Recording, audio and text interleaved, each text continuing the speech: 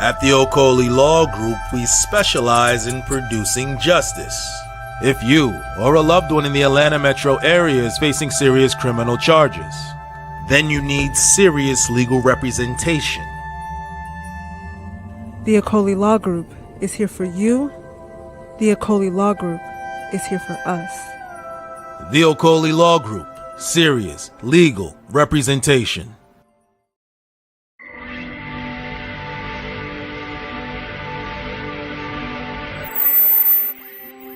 Are you looking for a high-quality education provider? Are you looking for an educational institution that is 100% focused on Black history? Well, you have come to the right place. At AE Learning, we provide exceptional African history education, training, resources and courses to an international customer base. At AE Learning, our e-learning courses deliver high-quality content and support teachers and students alike, ensuring that they have what they need to achieve their learning goals. Go to aelearning.net to select from our comprehensive library of multimedia e-learning courses. Our courses come complete with tutorials from our African history teachers. Within our e-learning courses, you will also benefit from high-quality videos to assist in your learning. Throughout our courses, quizzes and examinations are provided so you can test your knowledge.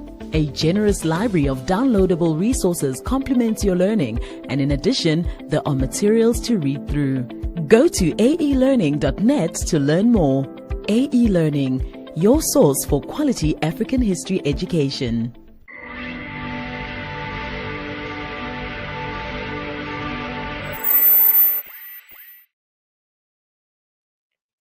Peace, fam. We are live again. Dynasty Mirror Search for Huru. Thank you all. Thank you so much for joining. Hit that like button. Again, please hit that like button. Also, make sure you share.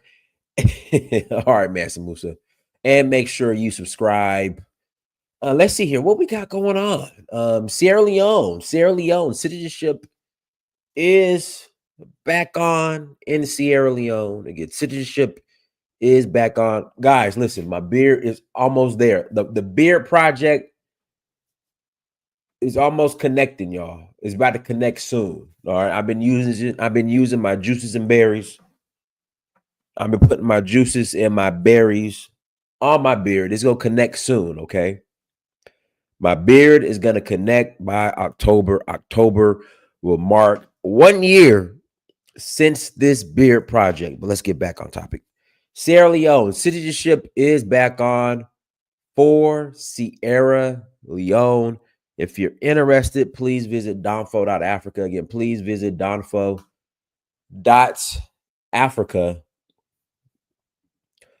to learn more. Again, please visit donfo.africa to learn more. We are also we're going to Senegal in about 2 weeks. Looking forward to that. So we're rolling to Senegal in about 2 weeks. We're also going to Nigeria in August for the Oshun Festival. So if you're interested in that, visit donfo.africa to Zanzibar in September for Safari Blue, and then Namibia and South Africa in November, and then back to Sierra Leone in December. So if you're interested in joining, please visit donfo.africa. Again, please visit donfo.africa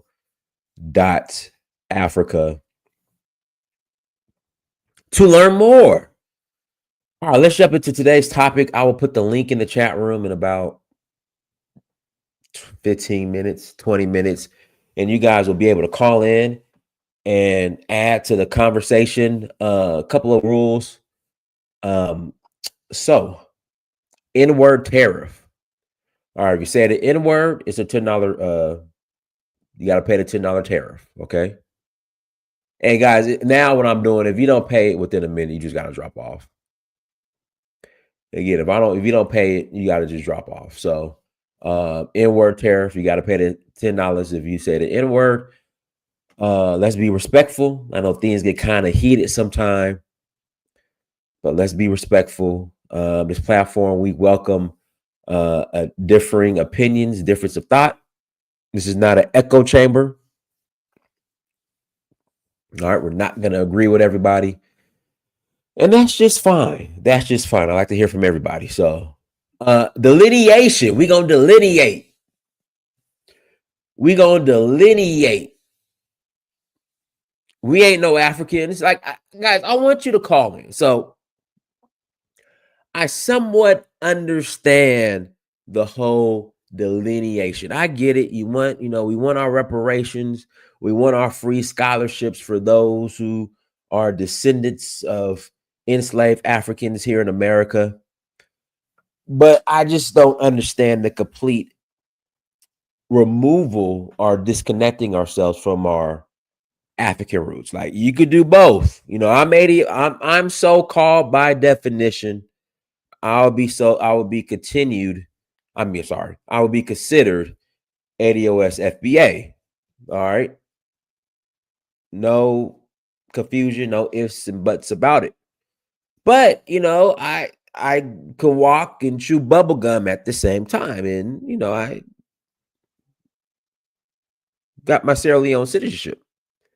Nigerian as well.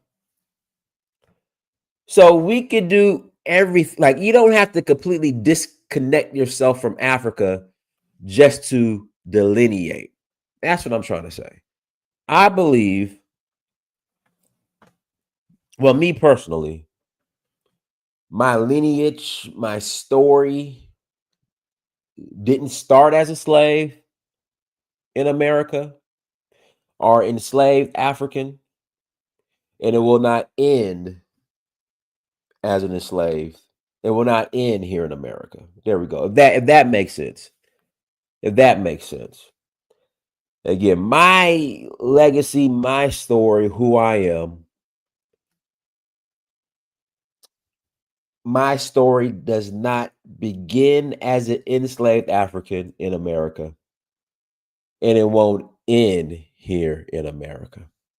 Like, we're much bigger, and we've been here longer, and we existed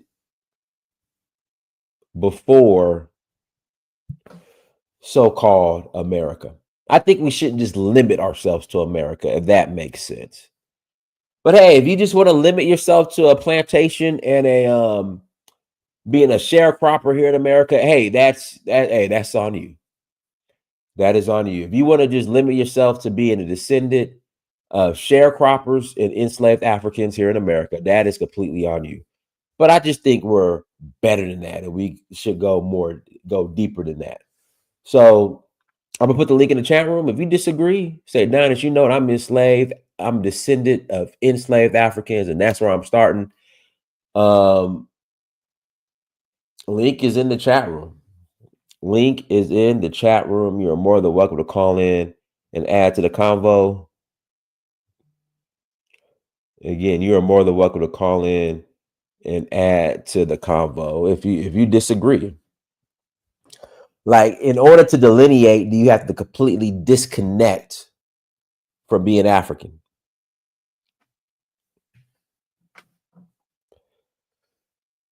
Another question I have is so-called FBA ADOS.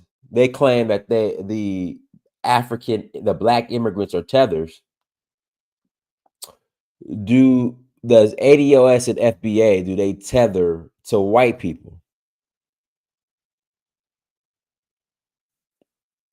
That's another question.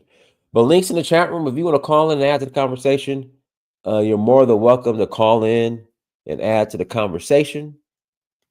If you disagree, you're more than welcome to say, you disagree. If you agree, you're more than welcome to explain why you agree. Dinas, are you an Islamic voodoo priest? I'm not. Do you live in Africa? No, I'm back and forth. But I'm a citizen of 2 African countries. Do you only belittle foundational Black Americans or all other Black tribes? No, I speak on whatever. I speak on whatever. But I'm by definition, I'm FBA. So I have the right to criticize FBA.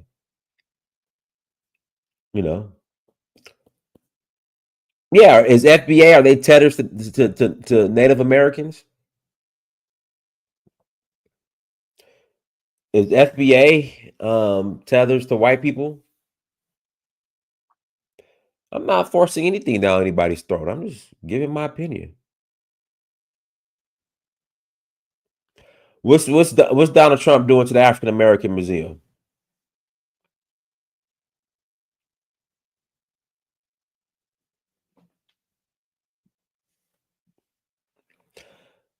I tether to Yorubas. Yeah, absolutely. You know, and I have no problem being a Yoruba tether. I have no problem. No problem being a Yoruba. But what is a tether? Hold on. Before I say I have no problem with that, what exactly is a tether? Let's define tether.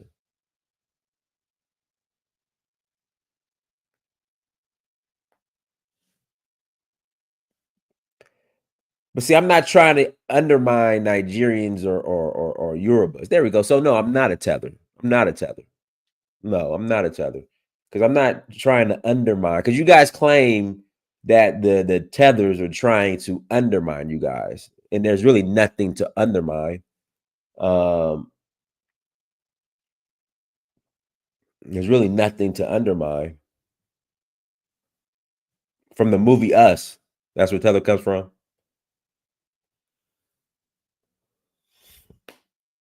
Yeah, so I'm not tethering anybody. Because you guys claim that tethers are undermining you. I'm not trying to undermine anybody. So yeah. So links in the chat room. Link is in the chat room. Yeah, that's what I'm saying. My lineage goes back to your that's why I don't know what I was thinking. I don't know what I was thinking. You're right, Larry. I mean, I can't be a tether to the Yorubas. My lineage goes back to Yoruba land, and you don't undermine the Yorubas. I don't. Yeah.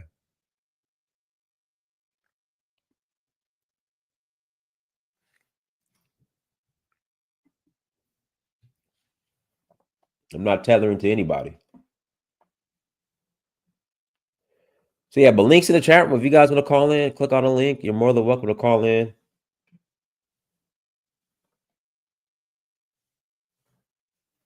Yeah.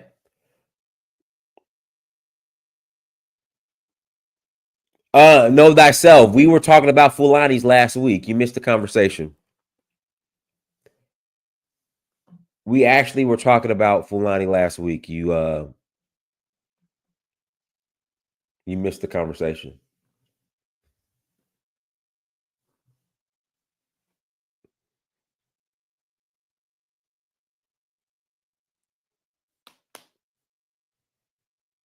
Hold on. See, I knew the hater. I knew the hater was gonna be in here. I knew the hater was gonna be here. I knew wherever I go, there's gonna be E40 hater. Wherever I go, I know there's gonna be an E40 hater somewhere. There we go. Don't hate on E40. Don't hate on E40. But guys, link to the chat room. If you want to call in, call in.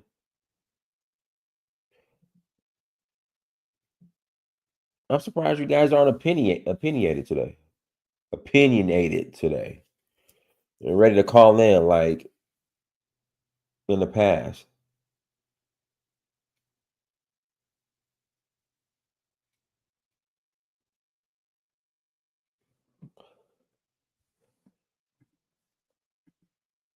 I am Black America, Willie.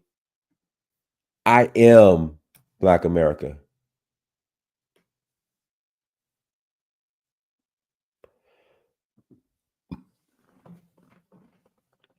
Willie, I'm Black excellence here in America.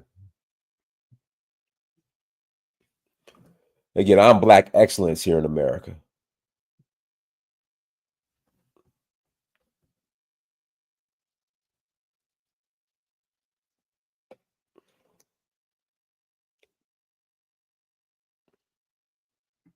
Go ahead, Teddy. Yeah, can you hear me? Loud and clear. Okay, yeah. So I only have one thing to say about this whole FBA ADOS thing. It's what I've been wanting to say Yeah, I've been wanting to say that for a long time. Is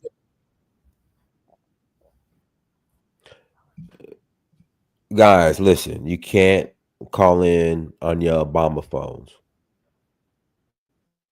Can't hear you, Teddy. okay. Teddy, you Now there? can you hear me? I had to turn that I hear you playback. now. I hear you now. Yeah, I'm here. Okay. Yeah. So the whole acronym ADOS and FBA makes no sense. There was nothing foundational about Black folks in America. Before 1865, there were no Black Americans. We weren't Black Americans until after 1865 when we were given citizenship. So that whole foundational Black American acronym makes no sense. Now, ADOS makes more sense because it says American descendants of slaves, which we are. You're American descendants of slaves. My whole thing with the FBA acronym, it leaves out the slavery part. It wants to focus in on us being American, which we were not before 1865. So my question would be to all those FBA people, who are those people before 1865? The Black folks that may have been in America before 1865, and then the ones of us that were our ancestors that were brought over in slavery. Who were they? Were they Africans? Those people that want to be on this indigenous bandwagon that Black folks were already in America. That's fine. I can go with that. There may be a few Black folks that were in America at the time. But again, going back to my point with the whole FBA acronym, it makes no sense. There's nothing foundational about Black folks being America. We did not find America. We were not, those people that were here at the founding of America were African, or they weren't white, even though if it was some Black folks that were already here. That's the problem I've had from the beginning with this whole foundational Black American acronym. So that's pretty much all I had to say. Willie, you want to respond to that, Willie? I mean, from conversations that I've had with them, when I'm banging on them and I bring up those topics, it's just a hodgepodge, a mix of, some Indians were enslaved to, some indigenous were enslaved to, and it's just a mix of confusion and goofiness, in my opinion.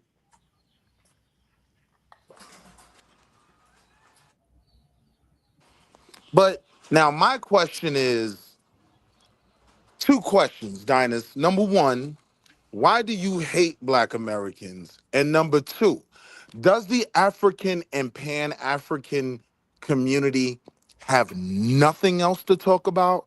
Like every day, yesterday it was polite, today it's boosty. Like you're always trying to put you're claiming these are your people, right? And you always go out your way to try to make Black men look bad and honestly provide a space where I see a lot of Africans from the continent just come to talk negatively about us, right?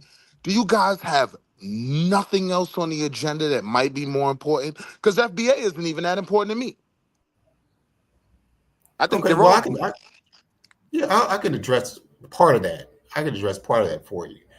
I don't think it's just my opinion, my perspective, having listened for some time now, that Pan-Africanists have an issue with Black Americans. Pan-African, by definition, means collective of Black folks globally. Okay, so maybe it's not the issue is the African or Black part of African American or Black American. Maybe it's the American part. So Maybe it's the reason why I directed the question directly to Dinus, right, is because, like I said, every other preview for a show has an American Black man looking insane. You put Polite up there, Boosie's up there with the headdress. I don't even think he probably even knows what FBA or Aboriginal is. That's neither here nor there, right? But it's just a constant, it's like the Obama phone. Oh, it must be the Obama phone. Obama phone. It's blatantly Are disrespectful. you offended by the Obama phone? I am. Why are you offended by the Obama phone? Because he's a special moment for me in terms of Black history. You had Black people who had never voted in their entire lives, in their 80s, varicose veins up and down their legs, and they stood in line to vote for this man. And we actually did put the first melanated person in charge of a Western country, right? But that's neither here nor there. How do you think? How do you think that played out? But That's that's neither not true. that's neither There's here been nor there. Here's the point though. It's about the disrespect. If every time somebody's call dropped and I say, "Oh, you're on the Thomas Sankara line," it's a dead line, right? allow. How come he can't Extremely listen? disrespectful. Obama can't carry Thomas Sankara's water or jockstrap. That's laughable. But you're avoiding the question. Well, no, I respond. Well, number one, Obama couldn't carry or wash or But that's not the question. Thomas The Sankara's. question is about your respect level for who What? you claim are your people. Well, number one, Obama wouldn't be considered FBA or even a Black American. So I don't know why you're offended by Obama's that. absolutely considered a Black American. He's not. How? His father's Kenyan, his mom is white. He's a Black American. How His many father. Kenyans come over here to America every day, and when they apply for jobs, they check Black? Okay, so then with that being said, why are you delineating if they're considered Black American as well? Who's What's the whole point of delineating? it? So you don't believe in delineation? I don't have an issue with it, but I'm saying don't put that on my jacket. I tell y'all all the No. time. But yesterday when we were having a conversation about scholarships, you said delineation was going on, and you brought up several scholarships that were Right. I don't have an issue with delineation. I don't. okay.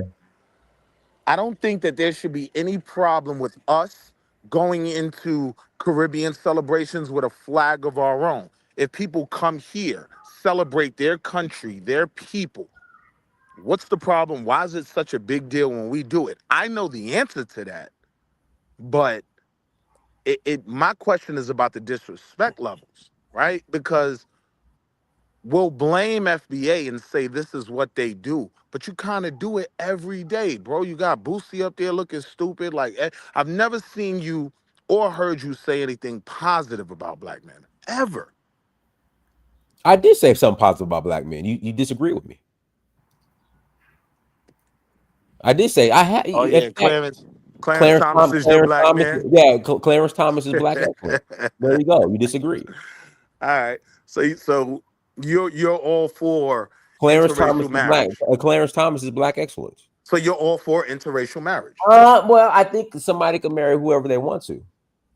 Right. So you have no issue with it. I don't have. I don't have an issue with it. No, you have the right to marry whoever you want to. Okay.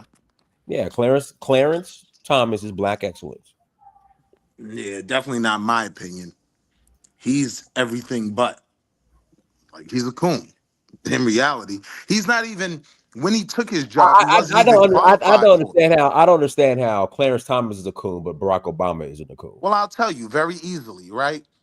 When he was put in the Supreme Court, he wasn't even really qualified for the role. He had only been a federal judge about a week ago. Technically, right? Barack Obama wasn't qualified, and that was one of the. And that was one of the. So these are two different conversations, right? How are two different conversations? Donald Trump had never been in any form of an office. Correct. Right? He's been our president for 2 terms. Yeah, because the Democrats, whoever they had, every Democrats. The candidates that the Democrats have suck, so that's why. That's part of it. And so did the Republican delegates. Let's be fair. I actually don't agree with that. I think there wasn't another white man on the planet that could have beaten Hillary Clinton besides the most electrifying, fantastical, most documented liar on earth, right? I think Hillary Clinton was a fairly decent candidate at that time. She just came across a juggernaut. No. Hillary Clinton. Who was beating her back then? Who was running? Rubio? No, it was Well, actually, you guys the Mexican. But you guys could have had Bernie Sanders, but you guys right, exactly. You got sabotaged though. Yeah, Bernie Sanders was hands down over Hillary Clinton, but that whole Democratic, the DNC, that whole the the finagling they did to get Hillary the nomination. You got Bernie Sanders was better. So now we blame the Trump presidency on Democrats when the reality is Republicans could have picked a better candidate as well. And we don't take any issue with that. The primary issue is just beating down anything attached to Black America, which the Democratic Party is, or we're attached to it, so to speak. It just seems like a pattern. Yeah, I mean, right, and it's laughable how attached Black people are to the Democratic Party at this point. That's a conversation that could be had that I wouldn't even disagree with. But every day, Obama phone. Many of us are actually proud of that presidency, right? Because you got to think, when Jesse Jackson or whoever else ran, we thought those Negroes were crazy, right? Because a Black man will never have this position. I think the optics of it, right? And the fact that my children now know a Black president. So they don't have the ceiling I mentally had in my mind, because I thought I would die before I'd see a Black president. So now there is the benefit purely, if it's nothing else, the optics of Black babies seeing a Black man in this office, right? And honestly, Barack Obama was a phenomenal president for the economy. The economy was tanking. So there's an argument to be made that he was great for America, let alone Black people. It's a very easy argument that I could make. Housing crisis was in full swing. He took us from the housing crisis to actually cutting down the deficit. A huge economic swing over 8 years. Okay, well here's the thing with that. Was it Obama was a better president, or George Bush W was a worse president, and the economy had nowhere to go but up because it was so down? Oh no, the economy could have gone much more down. It could have gotten a lot worse. A lot of the things that him, Hank Paulson, Ben Bernanke, and my other guy, the little short white guy, I can't remember his name. A lot of the monetary policy that they put in place in a break the glass emergency situation, it literally saved the economy. It could have gotten a lot worse. So when we're giving him criticism, right, I don't understand why there's no actual praise of how good he was for the entire country. Well, because I think it's a perspective that he was a Black president and he should have been doing more for Black people. Right. For Black people specifically, right. And he didn't. Now, here's my argument with that, right? I used to call him the first gay president, not saying that he was gay, but he passed major legislation for the gay community. But here's the honest reality. They were prepared in unison to come ask for very specific things. They were lobbying for what they wanted. And they put their muscle, they put their dollar behind their agenda. We dropped the ball during those 8 years, in my opinion. Looking back, there was a time when I was extremely critical of Obama, saying, oh, he failed us, he didn't do anything. But then I had to be honest as a man, what were we prepared to ask for? I'm gonna tell you why. Because FBA, ADOS leadership, Black they American weren't even there. No, listen, Black American leadership were saying, I'm Barack saying, Obama, but let's take FBA out of it. Okay, let me finish. Black American leadership were leading the charge. Barack Obama ain't just the president for Black folks. He everybody's president. How dare you ask him for anything? That was Black America leading the charge, leadership. So that's I believe that was a portion that of was the Black. conversation. That was Black. I believe it was a portion of the conversation, but I can point out different people who definitely didn't subscribe to that. They wanted to see him do more for our people. Not elected Black officials, I would say that. Well, according to FBA has no leadership. ADOS does. Again, FBA, by the person that originated the whole FBA acronym, slogan, movement, whatever you want to call it, says there is no leadership in It, FBA. it's ADOS crazy does. though. It's crazy. They have no leadership. They have no political power. But yet every single day, the only conversation about Black America is FBA, FBA, FBA, to the point where we start doing the goofiest things on earth and start applying it to General Langley. General Langley would never, Clarence Thomas would consider himself a part of the FBA movement before General Langley.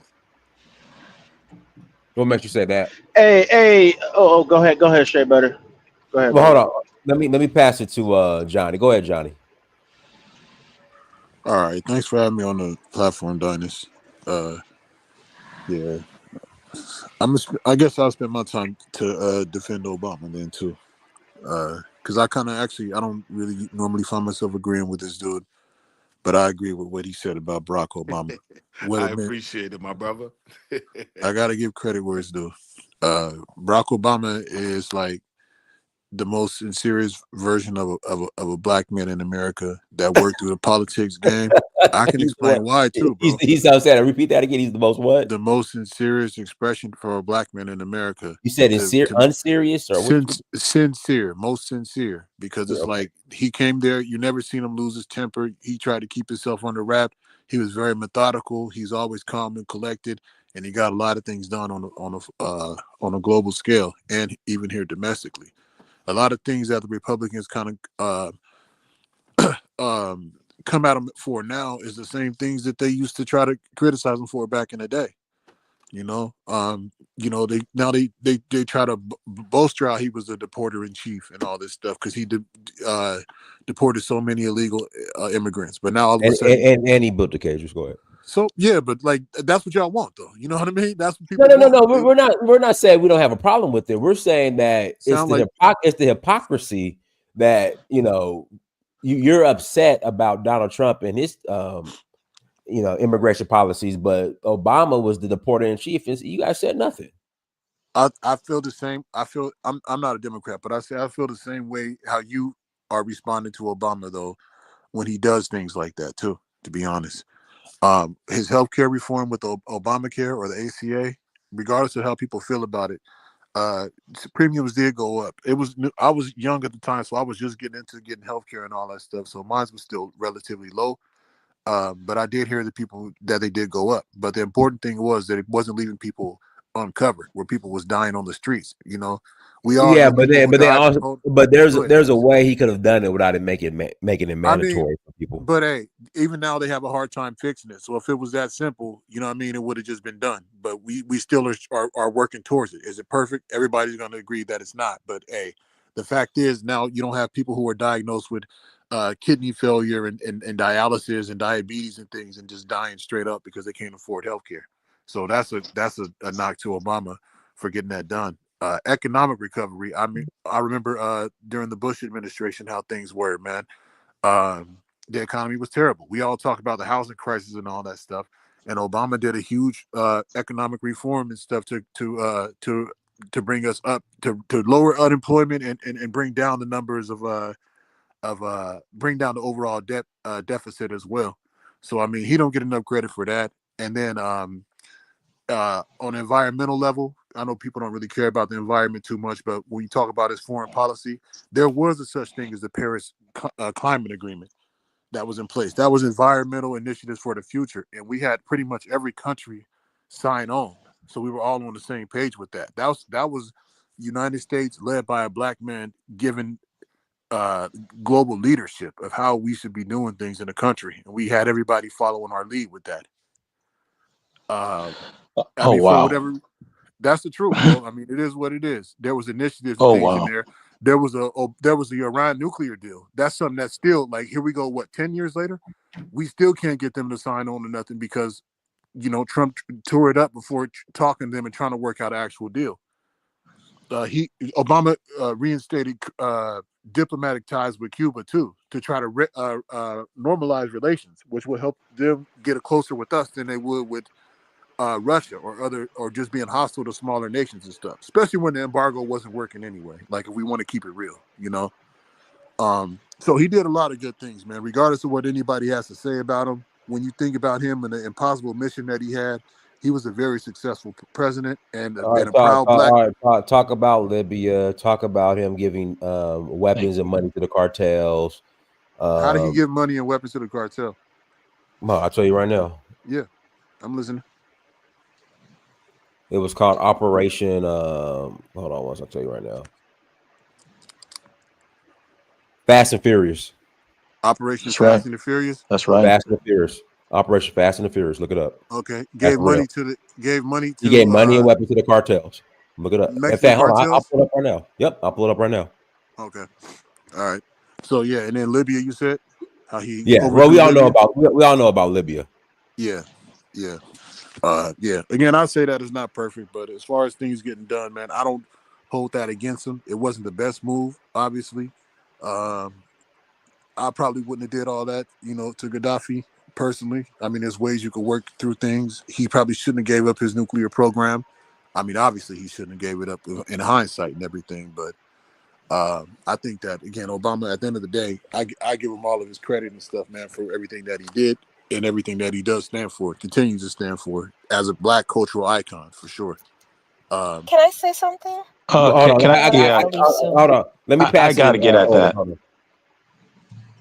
Let's see here. Let me pass. It's somebody has. Wait, can I say something, Donnie? Yeah, go ahead, and Dom. It's your turn. Okay, yeah, and my whole thing is that I had a lot of issues with Obama, specifically with the way that he would talk down to black men during his speeches. He seemed to have like this passive aggressive attitude towards black men.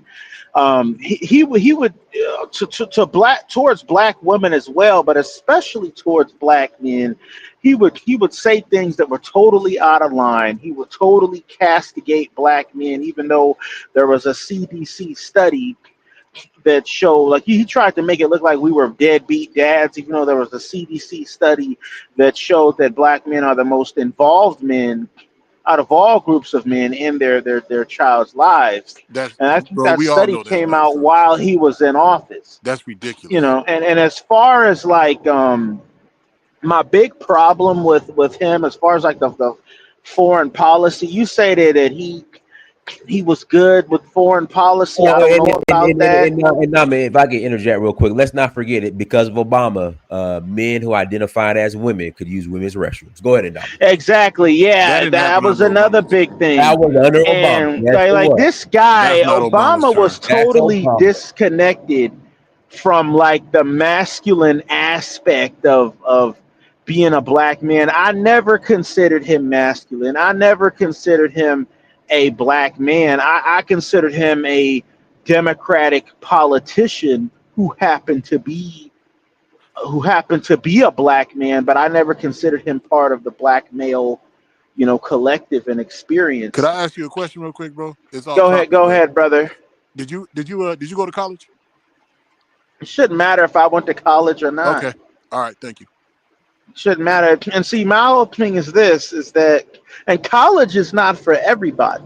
Okay, some people can try out college for a year and say, you know what, I'm not, point, man. brother. I'm not finished. And then another thing is it's just like the whole time he was in office, I think that there was like this lack of masculine leadership in the country that I think a lot of men were looking for, that I think they saw in Trump. I think when Trump came in, he kind of... And Dom, real quick, not to cut you off, you can see that right now. Michelle wears the pants. You see how Michelle... Yeah, and see, here's the thing. And see, that's another thing. But and I'm going to say this, and I'm going to land, Dynas, is that I think in the era after Obama, we're now seeing this big split in the black community. If you notice, black men are no longer Democrats now.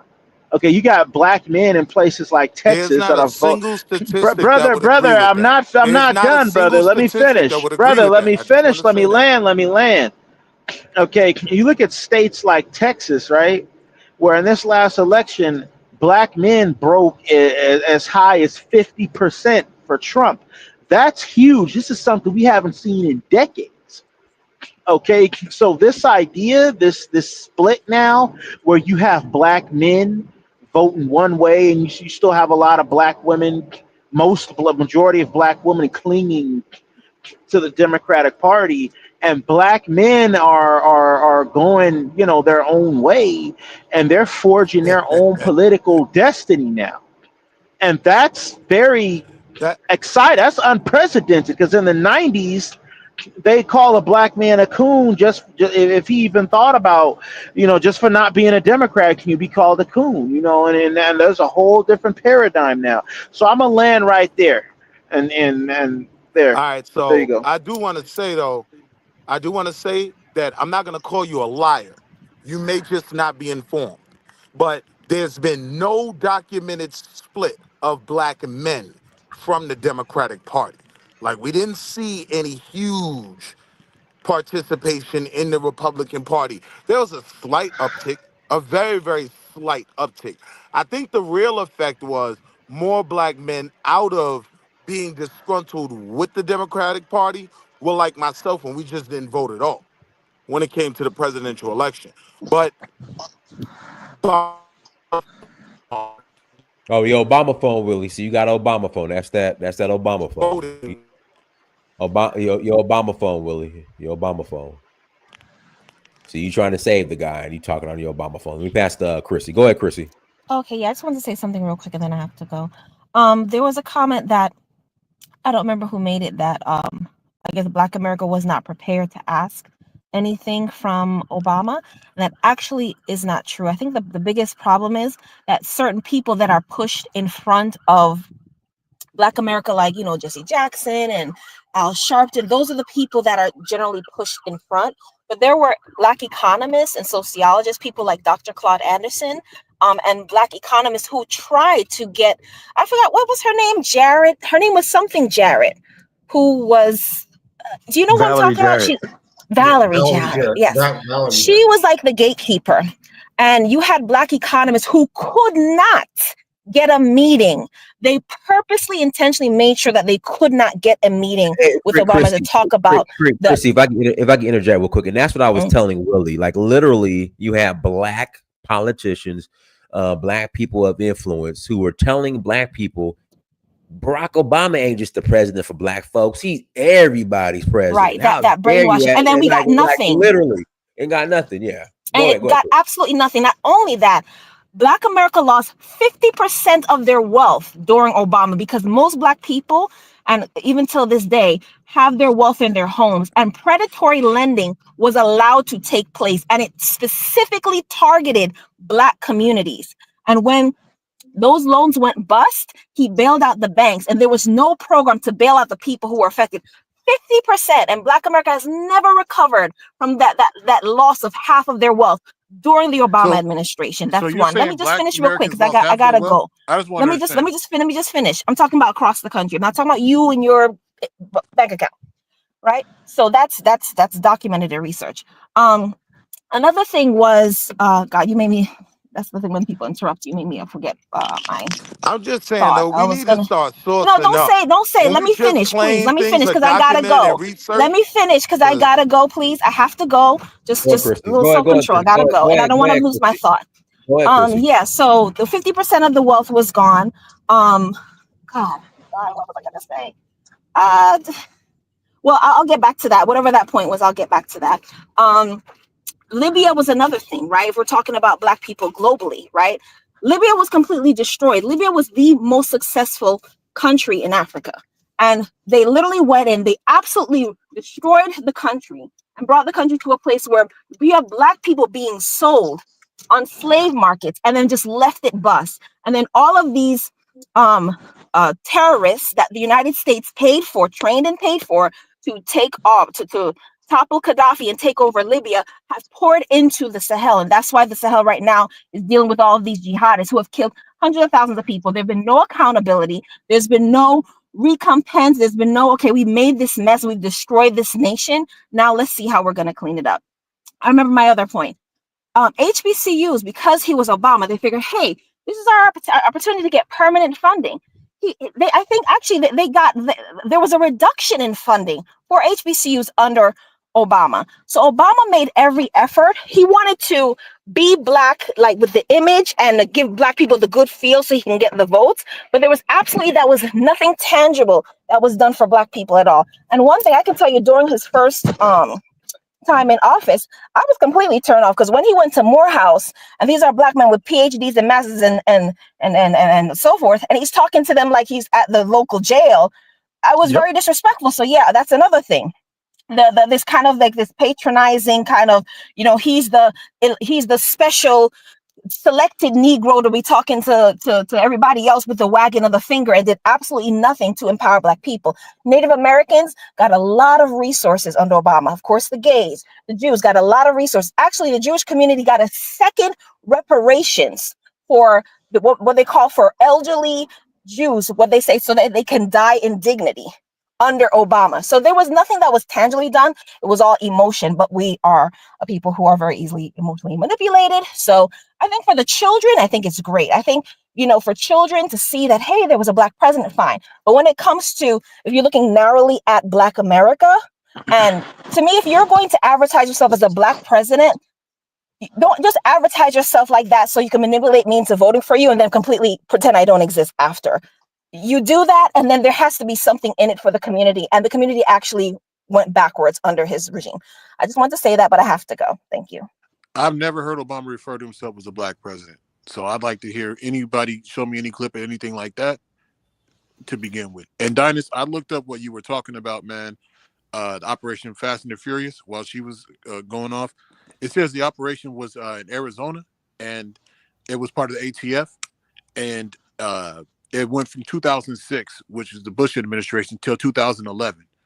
And basically what happened was they were selling weapons to the cartel with the idea, stupid idea, don't get me wrong, but they wanted to track the weapons. They allowed them to sell them so they could follow them and trace them. And they only recovered less than half of them. But I mean, there was at least a plan behind it. It was done locally by the ATF in Arizona. So, I mean, that's not necessarily, I mean, you could tie it to Obama, I guess, if you want, but like, I mean, the operation that you can look it up too, anybody can, it started in 2006. So, I mean, dude's literally like, I think that was like his, second year as a senator in Illinois when that happened. Right. So, and he was elected in 08, 09, 2010, 2011. So, I mean, come on. Dinus, bro. I mean, Dinus, what? Dinus, man. I got so much respect for you, bro, but you know, like if it started at a certain point and it presided and he got that, to put that on him is disingenuous. But I mean, but it was in effect during the more longer under him than it was under Bush. And to your point about Obama being a black, well, hold on, but one second, we pass it to Alan HB. I mean, you see what Trump is doing. Trump is executive order. He's not letting shit linger. They got on Obama before executive orders too. Remember that? He was becoming a dictator. I know you remember these talking points, man. When it was Obama. Well, let me pass to Alan. We'll follow back up. Okay. Well, Barack Obama. Just to start out, and Chrissy hit one of my points about his condescension and his condescending tone towards black men, and specifically that Morehouse speech was very eye-opening to me, and it's only gotten worse since then. If you look at the past election, where he decided to talk to the brothers, and he was going to go ahead and wag his finger at black people like he always does. When I hear him speak, I don't hear a black man when he speaks to black men. I see a liberal white woman, the one who raised him. He doesn't see it. He doesn't see himself as black because he's not. And I think that people need to actually be more honest about that, about his origins. He's not even, I'm not even FBA, but he's not even slave descendant. He's something else. And he acted like it. And it took me about 6 years into his term to finally stop defending him like Black America was doing, and to finally figure out that, wait a minute, what is this guy actually going to do for us? Black America owes Cornel West and Tavis Smiley the biggest apology ever. They were two people who were in public telling people that what about this guy from the very beginning. Cornel West was called him a mascot for Wall Street. Okay. Tavis Smiley said, we got to hold him accountable and ask for something. Otherwise, we're not going to get anything. We shouted them down and called them sellouts and all kinds of stuff like that. How he's a president for everybody. You can't do this is that, and allowed that man to skate by and not even do anything symbolic for Black people. That's number one. Number two, he then goes ahead and uses his African lineage as an excuse to go over to Africa and tell Black people how since he was successful in converting the Black church into homosexual havens, he decided he was going to go ahead and do the same thing over in Africa, and they rejected it. But he went up there and tried to do the same thing over in Africa, trying to use his influence. He tried to do the same thing in Jamaica. He has done more. He is truly the first gay president. He is actually somebody who has, we're learning now is bisexual in his past, or at least had those inklings, and has a sympathies that run all the way back to his time in Singapore, back to his time when he was Barry Soetoro. He is that is who he is. He is a white liberal man in terms of policy, how he speaks to Black people, how he acts towards Black people, and in terms of policy and doing the benign neglect that his party has been doing for the past 50 years. That is who Barack Obama is, and we put him on a pedestal. We printed out pictures of him next to Dr. King and Nelson Mandela and all stuff like that. And at the end of the day, we ended up with nothing from that man, except him demanding things from the Black community, and acting as if we almost didn't exist. He successfully ran away from what Blackness he had in order to appease white liberals, and it was a horrible time. He was a decent president. Okay. He was a decent president in terms of overall and healthcare and things like that. But in terms of what he did for Black people, he did absolutely nothing. And he harmed the Black community. And to me, showing up in Black churches, kind of making it seem as if we were the most homophobic people on the planet. And then strong arming Black churches into accepting things that are anti-biblical, anti-God. But, because Barack Obama said so, we just all fell in line. What was ridiculous. There was nothing about his presidency. And I would love for you to share me something that he did for Black people specifically. There's never been somebody. Hold on, last point I'm going to make. There's never been a politician. There's never been a politician in the history of politics anywhere who received well over 95% of the Black vote. Matter of fact, he received like 98% of the Black vote. There's never been somebody who received that much from a constituency who received back so little. That's never happened in the history of politics. And I'll rest there. Hey, real quick, hold on, real quick, Johnny. Operation Fast and the Furious started on October 31st, 2009. No, I looked it up, and it says it started under a different name initially. Oh, okay. What you mean a different name initially? Bro, did you see that too when you look Johnny, at Johnny, Operation Fast and the Furious I'm not trying to play semantics, bro. You are playing semantics. No, I'm not. Because that was two different operations. Operation Fast and the Furious started October 31st, 2009.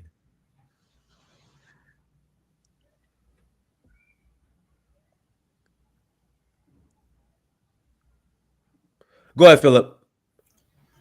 Hey guys, what's going on? I didn't intend to come up, but I wanted to see if we couldn't try to redirect this towards the other problem, which is these people that are claiming to be indigenous. But in doing that, Dinas, I'm just going to ask you to go back when the election came up this past cycle. You messaged me and asked me who I was voting for, right? Mm-hmm. What did I say? I don't remember. You don't remember? But hold on. You know, I can look it up. Real quick. Don't look it up. I remember what I told you. Mm-hmm. I said, make sure you get your house in Nigeria. It doesn't matter. That's what I said. I said it doesn't matter who you vote for, because at the end of the day, the most important thing is just getting your house in Nigeria. Do you remember? Yes, I remember now. Okay, so why am I saying that? Because the reality of it is, and this is why I was trying to redirect this on some level, is that we don't play the political game. The reality of it is, to be able to play American politics, you need money and you need a nation state behind us. And we don't have either. And here's my proof. We have a situation right now where the small hats in this country are 2% or less demographically of the country. Yet they've gotten all kinds of legislation passed to support their country. They also are getting huge amounts of donations, not only domestically, but also abroad, that their country is receiving. We actually, if people didn't know this, we actually co-signed their bond notes. The United States does. So their debt and credit is co-signed by the United States. It's insane. Now, that being said, Black people who represent, and you can go back and forth on what the numbers are, between 12 and 16%, depending on what the stats are, of the country, far more than 2%. And we don't have any kind of policy ever in the history of the country that looks anything like what the small hats are doing. And that's because we're not playing the game the right way. And part of the reason why we're not playing it the right way is because we don't understand how it works. You know, people were up here talking about how they couldn't get an opportunity to go speak to Barack Obama and the various business leaders and so on and so forth. Listen, if you didn't donate over $1 million towards anything of the Democrats or Barack Obama, you're not getting a chance to talk to the president. That's not how it works. These people, if you want a Senate seat, you got to raise $60,000 a month to keep that Senate seat. If you want a House seat, you got to raise $35,000 a month to stay in the House. And those are old numbers. It's probably more now with the inflation. But the bottom line is that we're not donating on that kind of level. Yet we're expecting we're going to get policy initiatives. Hey, Philip, if I could just say, hop in. Quick. But Obama had no problem inviting Diddy and Fat Joe and, you know, all the rappers, you know, to the White House, though. Just want to put that on record. Yeah, well, that's a fact. But let me explain what that is about. Basically, the American populace, it is very much influenced by celebrity and public officials, and that drives attention to your campaign. Okay. And both parties do this. They just do it differently, where they attach themselves to people that have buzz in the public sphere so that they get people to go to the polls. One of the biggest problems is getting turnout, right? So that's why they associate with these young people and rappers and things like that, is because they know that they're boring and most people are not paying attention. And so if you get an interview with Cardi B or whoever the hell they picked this year, right, then people will tune in. And so it's really, and this was my point why I started off where I did with what I said to Diana, that it's a waste of our time. It's a complete, we don't influence the Democrats or the Republicans. We don't have enough money, and we don't have leverage with African countries behind us. Now, if, for example, we had a working relationship with Congo, Congo is in the middle of negotiating its raw materials, specifically coltan and cobalt, with the United States. If Congo had said, listen, you got to come up with this program and that program and a reparations fund for Black America as part of this trade deal, don't you know the needle would have moved? But we don't have that. And since we don't have it, because that's what the other countries are doing, whether it's the Asian countries, being China, or Korea. Let's take Korea. Dinas, you're from California. You know, as a fact, after the LA riots, Korea leaned on the United States to make sure that all the Korean small businesses received Philip, I want to say that isn't like the second tallest building in California, or specifically LA, the Korean. It's in Koreatown. It's the Korean the Korean Air building, right? It's downtown, the Korean Airlines building. Yeah, the tallest. Yeah, they built the tallest. It's downtown. Right. The Koreans invest a lot of money in LA. My only point is, look, man, if we want to have some influence and have some power to continue to do the stuff that Dinas is doing, of going to Africa, trying to start a business, buy a property there, and be part of a circular economy that empowers us. This stuff where we divide ourselves into small groups that don't have any money and don't have any influence, and basically can be moved into the corner every political cycle, is not helping us at all. And let me just end with this, because I know I said a lot and people want to respond. The reason why Malcolm X and Martin Luther King were able to get anything done was not because of the marches. People get confused about that. And it wasn't the goal of civil rights. But the reason why they were able to get anything done was because they figured out the leverage. And the leverage was Black Americans at that time were the largest labor force in farm work, in agriculture. And we were also the largest labor force in domestic work. And so the marches were to symbolize, if we wanted to shut down the South completely and its agricultural economy, Martin Luther King could do that because he had that kind of reach. Because of that and the threat of that, that's why you got the Civil Rights Act. That's why you got the Voting Rights Act. That's why you got the Federal Housing Act. You got those things because you had a threat that literally could mess with the money. And, to spend a lot of time pretending that we have that now, or that we could do that now without Africa is just untrue and quite frankly naive. So I'll leave it there, and that we can discuss it. Yeah, if I could follow up on what Philip was saying, right. Black folks in America are too busy delineating. Some of us are too busy trying to delineate ourselves from other Black folks around the world. So, of course, what he was saying, you're correct, Philip, that those types of connections and bridges need to be established with the continent of Africa.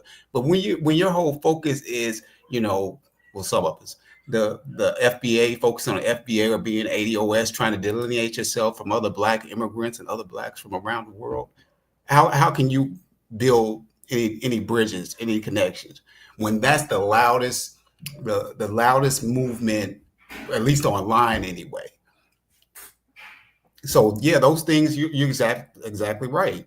If those, you need to have some type of nation state behind you to have any type of influence in Black America. You just do, but not when you're trying to delineate yourself and separate yourself and being xenophobic against other Black folks. All right, let me get in on this. And my whole thing is this: is that I think that, because although I am Pan-African as well, Felipe, it's like the more I guess the older I get, the more into perspective the things come for me. My opinion, I think that Black Americans should put all of their energy into just one country in Africa, and that's Liberia. We should own the land there. We should own the resources there. Those rubber factories and stuff that they got out there. We should be owning that, or we should be owning the peripheral businesses there. Hell, why hasn't a Black American gone all that rubber they got out there? How come a Black American ain't gone to Liberia and started their own tire company? Okay, like the Indonesians do with double coins, and we could be making car tires, we could be making semi truck tires and selling them all around the world. We could be selling those tires to all the Black truck drivers in America that are owner operators. We could be selling them the tires. Okay, why have what I mean? But you got people sitting up here talking about going to all these other places, and Nigeria and Gambia and all these other places. But the reality is that I like Nigerians, that they're cool, but I realize that Nigerians are not our people, man. That they have a whole different lineage and history and stuff and tribe. Most of our people come from Angola. We come from Congo. We come from, that's really where our stock, came from. And then later on, our people went and colonized Liberia. We should be dominating Liberia, man. We should be all up in there. We should be the president there. We should be. I know they got a lot of the, the crews and stuff are into the politics and stuff now. Well, there's nothing wrong with that. Much love to the crews and stuff and all the other ethnic groups. Everybody deserves a voice there. But in reality, that's our stuff, and we should be the majority in there running it. And until we master that first, I think that would be our starting point on the continent. I think that we have this idea that these countries, the Congo, and I mean, there was a dude last year, a Congolese citizen. I think his name was Christian Magaba or Christian. I forgot the brother's last name. He tried to launch a coup in Congo with his son, and they had white. His son had all these white friends and stuff that was helping him, and he showed up. He attacked the economic minister's house. He attacked the presidential palace, and then he got wasted. And then his son got arrested. Everybody got executed or got put on trial and executed. His son and the white boys got extradited back to the United States. They got life sentence. Yeah, they got life sentences because they were supposed to kill him.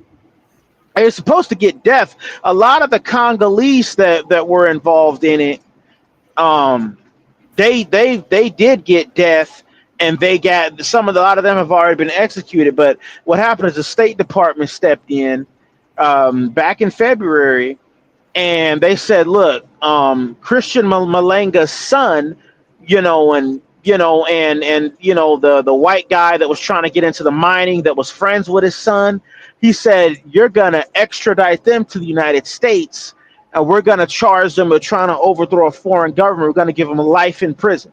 So they spared them execution, and they brought them back to the United States. But the Congolese that were helping them, a lot of them are still in Congo, and they getting executed systematically one by one. But it's like we think that we have this relationship. Dom, 30 seconds. I gotta pass the mic. We thought, what I mean, and like a lot of these African countries, they going into the BRICS. We don't really have no real relationship with those countries. If anything, we just focus on Liberia, build Liberia up, build corporations there that can invest into other parts of Africa, and then go from there. But I'm gonna land right there. All right, go ahead, Theo. Hey, good evening. Man, I don't know where to begin. But I'll just say Obama was a president, a United States president, who happened to be black. The idea that he would be a black president and not a president of the United States of America, to me, is unreasonable. It's not practicable, right? So I don't understand. And with that said, I feel like because there's an idea that he should have been a black president, he's judged in a way that no other president is judged, right? From an unreasonable position. If a person is to be president of the United States, I think what you can hope for, if they share a certain identity with you, is some empathy towards your issues that may otherwise be looked over by others who can't empathize because they don't share your plight, which we can argue that Obama might not necessarily, from the racist aspect, he may have experienced a lot of what a lot of black folks experience.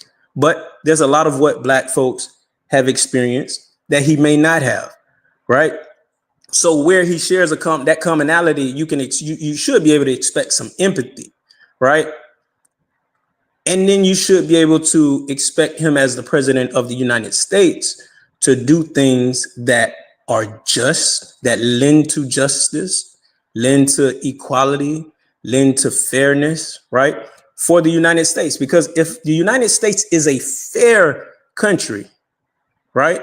It's a just country, then it's only right that all the injustice that plagues any group of people, right, is rectified.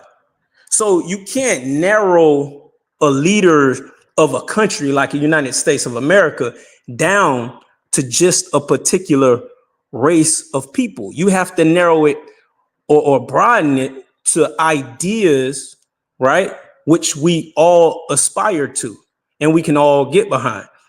Because the truth of the matter is, black folks alone can't put anybody into office. You have to have a lot of white folks and other folks on the same side as you in order for it to happen. So those same folks have a right to expect their issues to be addressed, right? But overall, there should be a commonality that we all push for. And I think that's justice, fairness, right? And there's going to be differences in what people consider. I mean, we had that in the discussions that we have all the time. There's going to be differences in what people consider just or what needs to happen now. None of us agree, right, wholeheartedly on all issues. So to expect Obama, I mean, he's going to have to choose where he lands within the group of us that have different views on everything. So no matter what he does, he ain't going to satisfy some segment of the black community, right? So you still going to have a problem with them. And I want to point this out too. Somebody added earlier, the young lady, just, it's just one of the many things that's kind of, to me, ridiculous, right? She says that black folks lost half of their wealth under Obama because of the whole banking situation, right? Well, if you have to borrow to get something, it wasn't yours to begin with. And it ain't yours until you've paid for it, right? So if I borrow $300,000 to go buy a $300,000 loan, and a year later, I can't pay my mortgage and the house goes into foreclosure, I haven't lost wealth. I've lost a perception of wealth, right? I may have lost the utility of that home, but on the books, you haven't really lost wealth. You didn't own it. I just wanted to point, because that's just one of like many things to me that seems ridiculous. And I'm gonna land right here. Can I wait, let me land. I just told you I'm gonna land. So I feel like this. I got you. I feel like the problem with some of my conservative brothers with Obama is he's not a racist bigot. And I don't mean to pick on anybody, but when I hear the idea that he should just be narrowly focused on black agenda, or he shouldn't be doing anything for homosexuals, or to me it just sounds like a white, if that was coming from a white guy, right? Some of these things, the feminist, he's not masculine, I would just think, man, this is just some racism that doesn't like the inclusion of the diversity of the United States of America, which is all types of religions, ideas, races, and all of that. And I'm glad to have any president that's more inclusive of things that are just a part of who people are, that doesn't harm anybody else. I'm gonna land right there. All right, you gonna land for real? Go ahead, Alex. I'm gonna pass the. All right. So yeah, he landed and pulled back up again.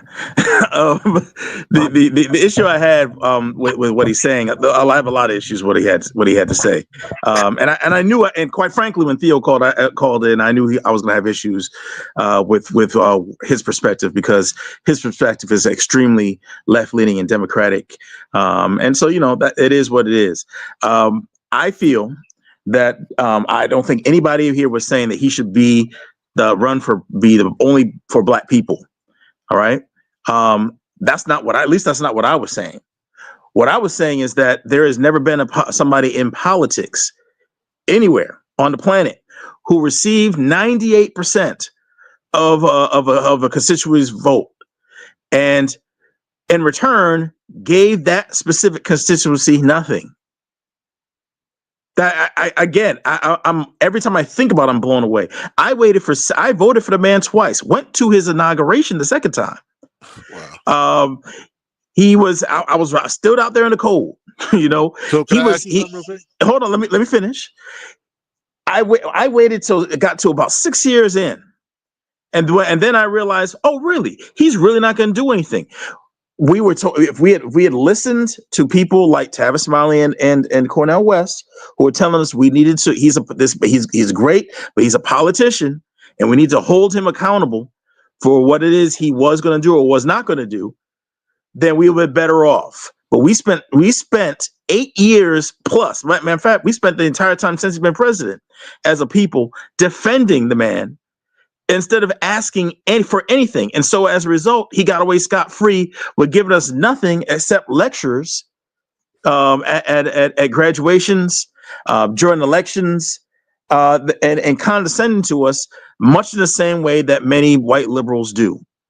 Again, we need to look into accept the fact that he is not, he's biracial, and raised by his white mother and her side of the family.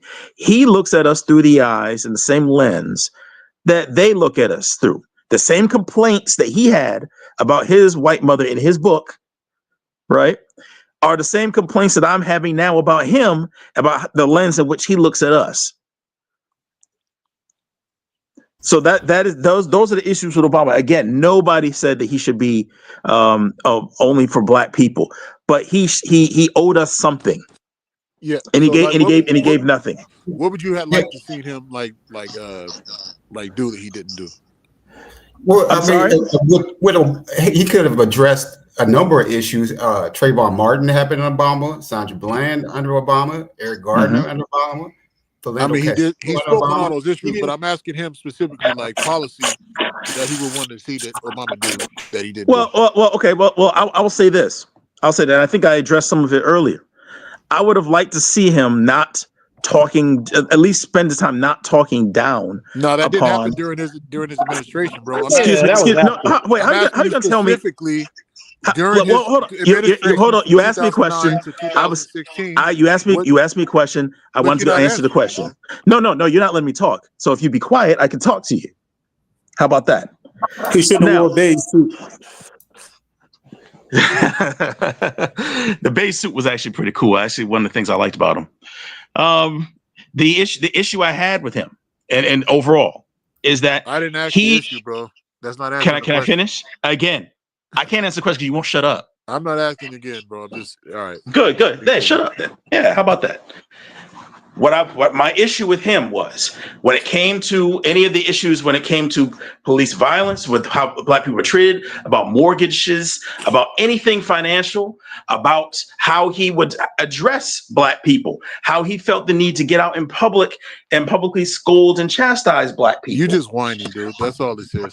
What's the affirmative for what should he have done? I didn't get to finish that stuff because this guy won't stop talking. No, because you and so I will finish. I will finish saying what I'm saying. I will finish what I'm saying. You just want to cry. You'll be quiet. You'll be quiet. I'm gonna finish what I'm saying, and then you can retort to it. How about that? I'm not gonna retort it. It's already a fact. You just crying about nothing. Are you done? Over the same thing. Are you done? Hey, y'all. Let Alan finish. Go ahead, Alan. Thank you. This guy's a clown who doesn't want to have people answer. He just wants to respond. Just respond. Let's hear the answer. Listen. Again, I am answering. If you would listen. Go ahead. Alan, you got a minute. No one interrupt. Go ahead, Alan. Let's hear this. Thank you. Yeah, it would be good. How about this? Having a black president who doesn't show up at graduations, like at Morehouse, talking to people who are graduating college, instead of giving them an inspirational message, because he's one of the fellow black men, supposedly, he's going out there talking to us about prison, jail, all kinds of things. I was embarrassed by that. It was humiliating to those young men to have to sit down and listen to that crap. The same conversations, bro. Go ahead, Alan. Alan, you got another minute. We start all over. People keep interrupting you. Go ahead, Alan. All right, thank you. It was humiliating. It was embarrassing, right? He did the same thing afterwards. But I'm saying, if you want to talk about during the administration, he went ahead and he had the beer summit and sat there with Skip Gates, talked to the police officer about what he did, about the man getting charged for breaking into his own house. And instead of standing up for the man, he backed down about it, held the beer summit, and further humiliated black people even further. He went ahead and he did not go ahead and codify any of the liberal agendas that he claimed that he was about. He claimed, not that I'm for this, he claimed that he was for abortion, and he was going to go ahead and codify it. When he got in office, did he codify Roe v. Wade? Not at all. And because he didn't do that, that's why it got overturned. So that's something that you guys are for that he just did not do. Excuse me, Alan. Keep talking. He did not do. He just did not follow through on just about anything. What he did in Libya, overturning things and starting up the whole thing with the Arab Spring and stuff like that. All those places became slave places where black people from across the continent were then being put back into chattel slavery.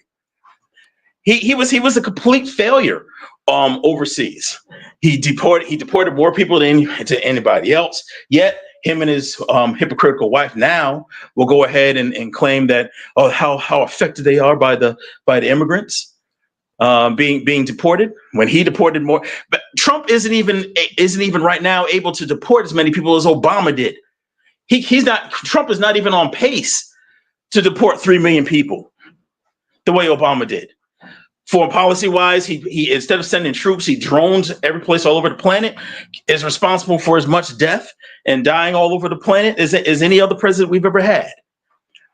You go on and on and on about stuff like that. And then at the end of his presidency, when it was time to even just go ahead and hand out pardons, he didn't hand pardon.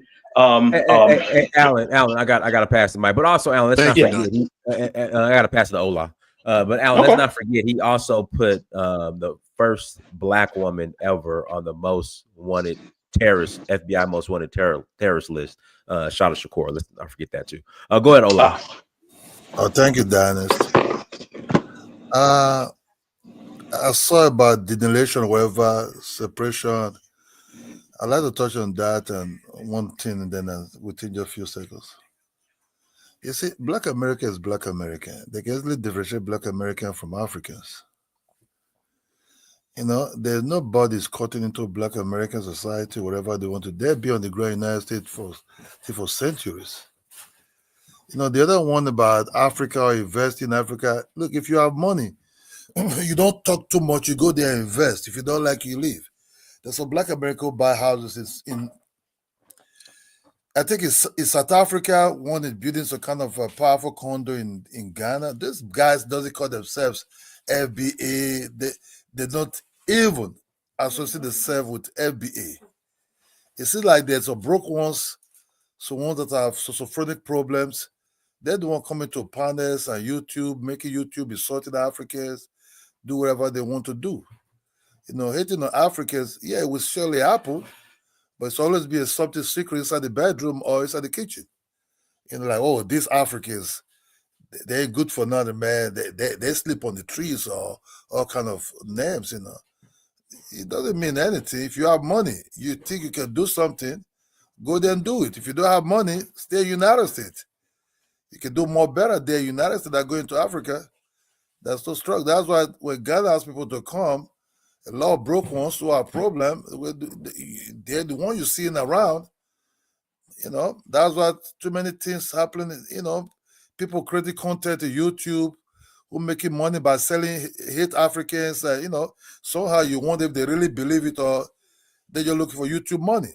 Everybody want to jump about making money on YouTube nowadays. They jump about hating Africans. A lot of them call themselves FBA history, FBA culture, African, fuck African, Bush baby, whatever they want to call.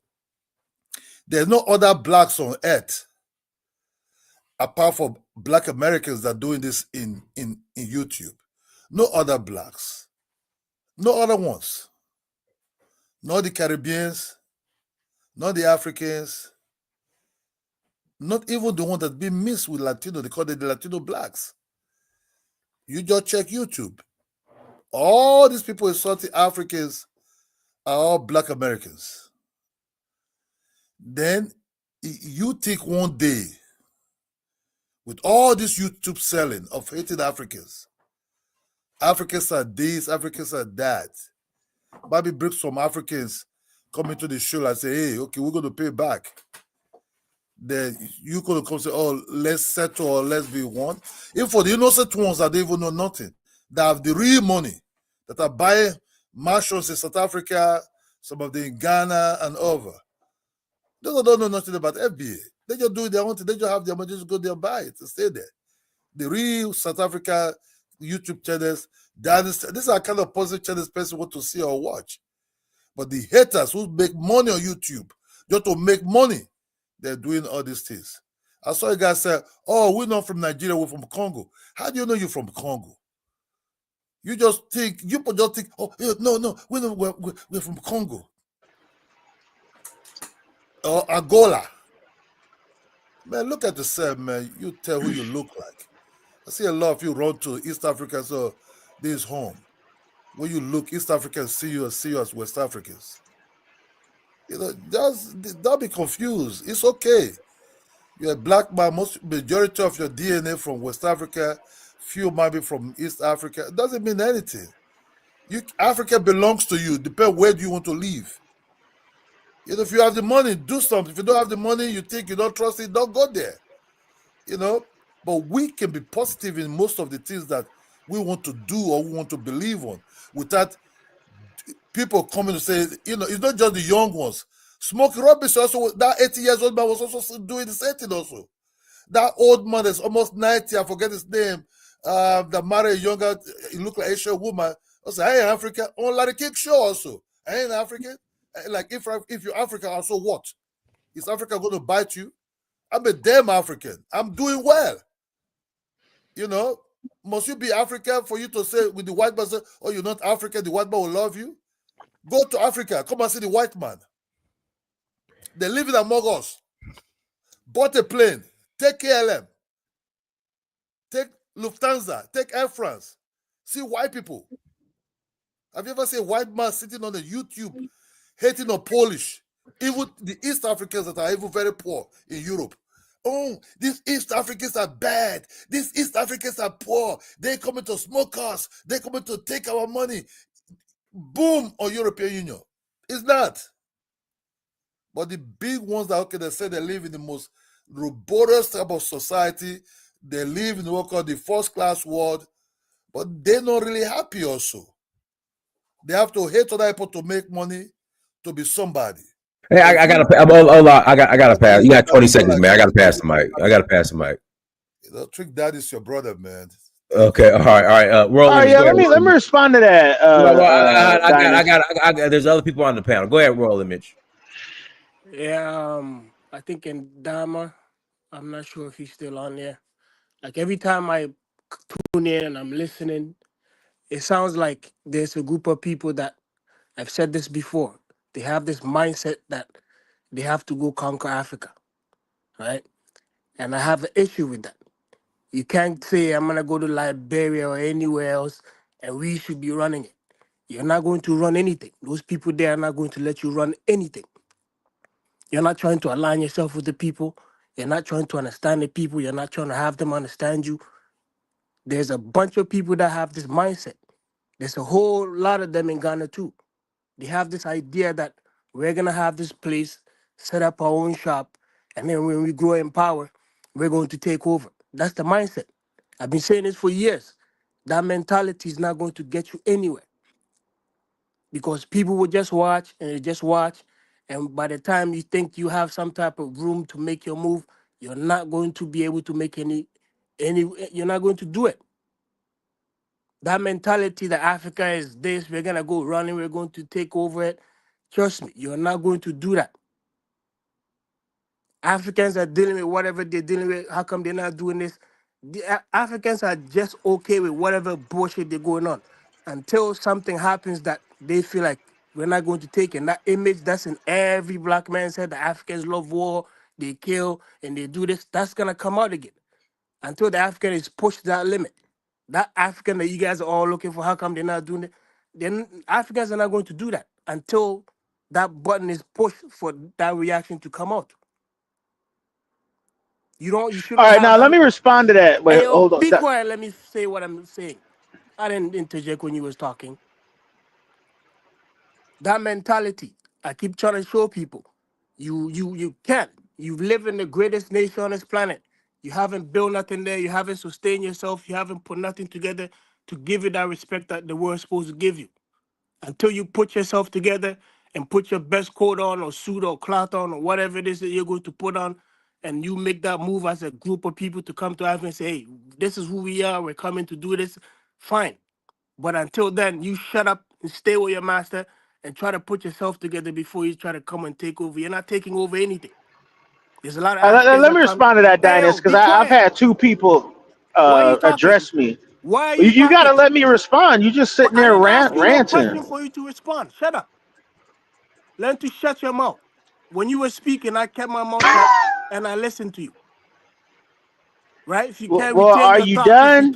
You your saying the thoughts, same thing get a over and over again. all right, let me say my things over and over again. Get a piece of paper and pen, write your thoughts down if you're going to forget. Okay, relax. There's this issue of supremacy. I keep trying to show people all the time. The black man thinks he or she is better than the African. The whole world thinks they're better than African. Africans come on here and they suck ass and they just say, well, everybody should like us. Why do you want people to like you? Why are Africans always begging? This man said, we're going to go, we should go around and we should be there and you can control, we should do, and nobody's saying anything. And every time I come in and I say these things, it's like, oh, he's the bad guy. No, I'm for Africa, I'm for Africans. Anything that disturbs Africa, I will speak against it. There's a group of people who don't really know who they are, but they feel like, well, we can align ourselves with these people and get into their spaces and take over. No, nobody should allow those things to happen. Well, you got 20 seconds. Right past the mic. I'm gonna respond. Go ahead. All right, since you're calling me off, let somebody speak. Okay. Yeah. So let me respond to both of them, Dynas, because they both addressed me, and I'll be quick.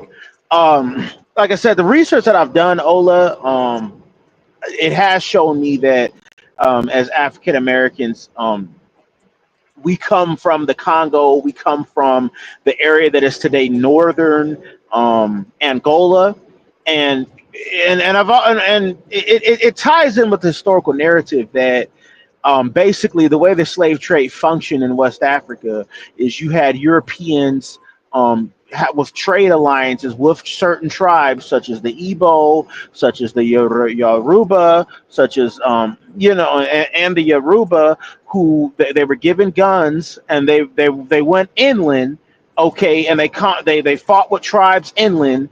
They captured their warriors, and they traded those warriors as slaves. Well, that inland area that they were going to, it was the Congo. It was what is today northern Angola. It was those places.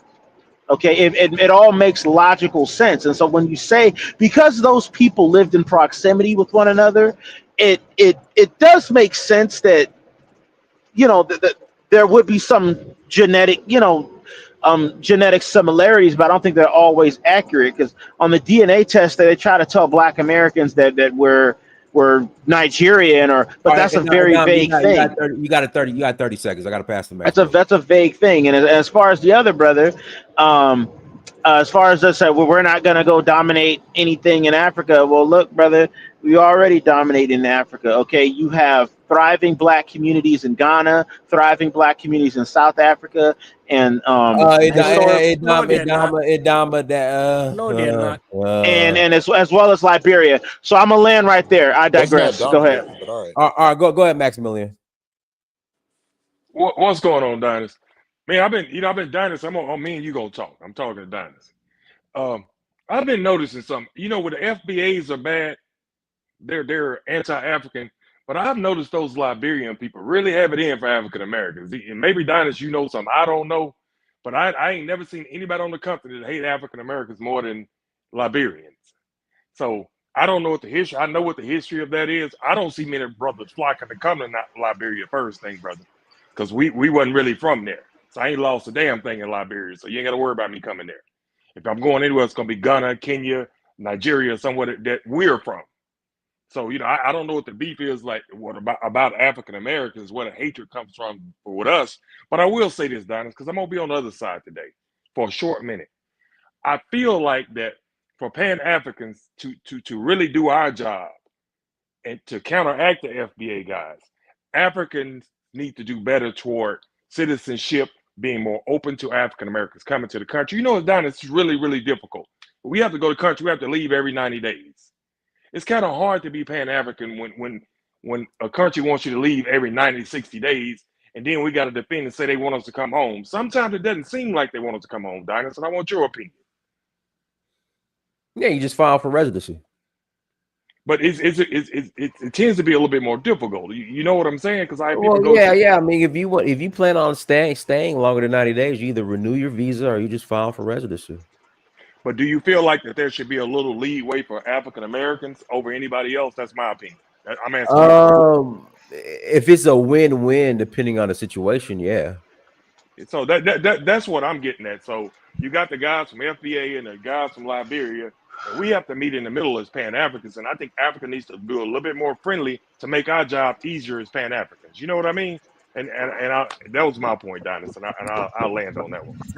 Hey, let me now hold on, Donis. Let me respond to him real quick. I'll be real fast. Now, Maximilian, let me just say this, brother. You know, you're a real successful and intelligent man, brother, and we would love to have you in the movement, the Pan-African movement in Liberia. You know, if you go to Nigeria, it's going to take you like 10 years to become a citizen, and you can't run for political office. But if you come to Liberia, you can get naturalized within like 6 months within 6 months, you can come over here, start doing business, and you could run for a political office right away. You could be the mayor of a city. You could run for president if you wanted to of Liberia. You know, so that's something you need to think of. We would love to have somebody like you in the movement for Liberia. But that's something you need to think about, Maximilian. I mean, you have bloodlines there from Black Americans that have settled there. But I'm gonna land right there. Go ahead, Why Dinah. are you not doing that? Why are you not doing that? But these I am doing it. You know what? These conversations prove that being Black ain't enough for any African country to just be giving out citizenship. I mean, if you listen to what some folks feel about Africans and Africa, despite being Black, I mean, it would have to be more to me. If I'm a leader in Africa, you have to demonstrate more than the fact that your skin is Black, because your heart might not be, you know what I mean, be in it like that. Can I hop in there? Go, Philip. Go ahead, Philip. All I was going to say was with regards to getting citizenship in other countries, as a general proposition, you're looking at some sort of investment. And if you just look it up, if you look at the various countries, particularly countries that are trying to get foreign nationals, you're looking at an investment of no less than $60,000 and usually in the range of about $150,000. And actually, if I'm not mistaken, and Dinas, you can correct me, at one point relatively recently, Sierra Leone, because they were getting frustrated with the lack of investment by Black Americans, were making a move to add a money requirement investment to the visas that they were granting. Yeah, they changed it. They just made it where you have to come twice now. Right. But the reason why I'm bringing that up is to talk about, because it's related to what I said before about American politics and also about our relationship with Africa, that at the end of the day, it's a money game and an asset game. And that if you want to move to another country in the absence of marrying one of their citizens, and many times that's not enough, you have to make an investment in that country. It's extraordinary what Sierra Leone is doing. It's extraordinary what Liberia has done.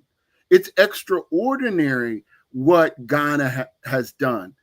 That and so we have to understand, number one, how this game is played, that anywhere you want to go, if like some of the golden visa passport procedures, like if you look at St. Lucia, or if you look at St. Kitts, or if you look at Portugal, all of these places are requiring a minimum of $150,000, usually closer to $200,000. And that's usually in the form of buying a property there. Okay.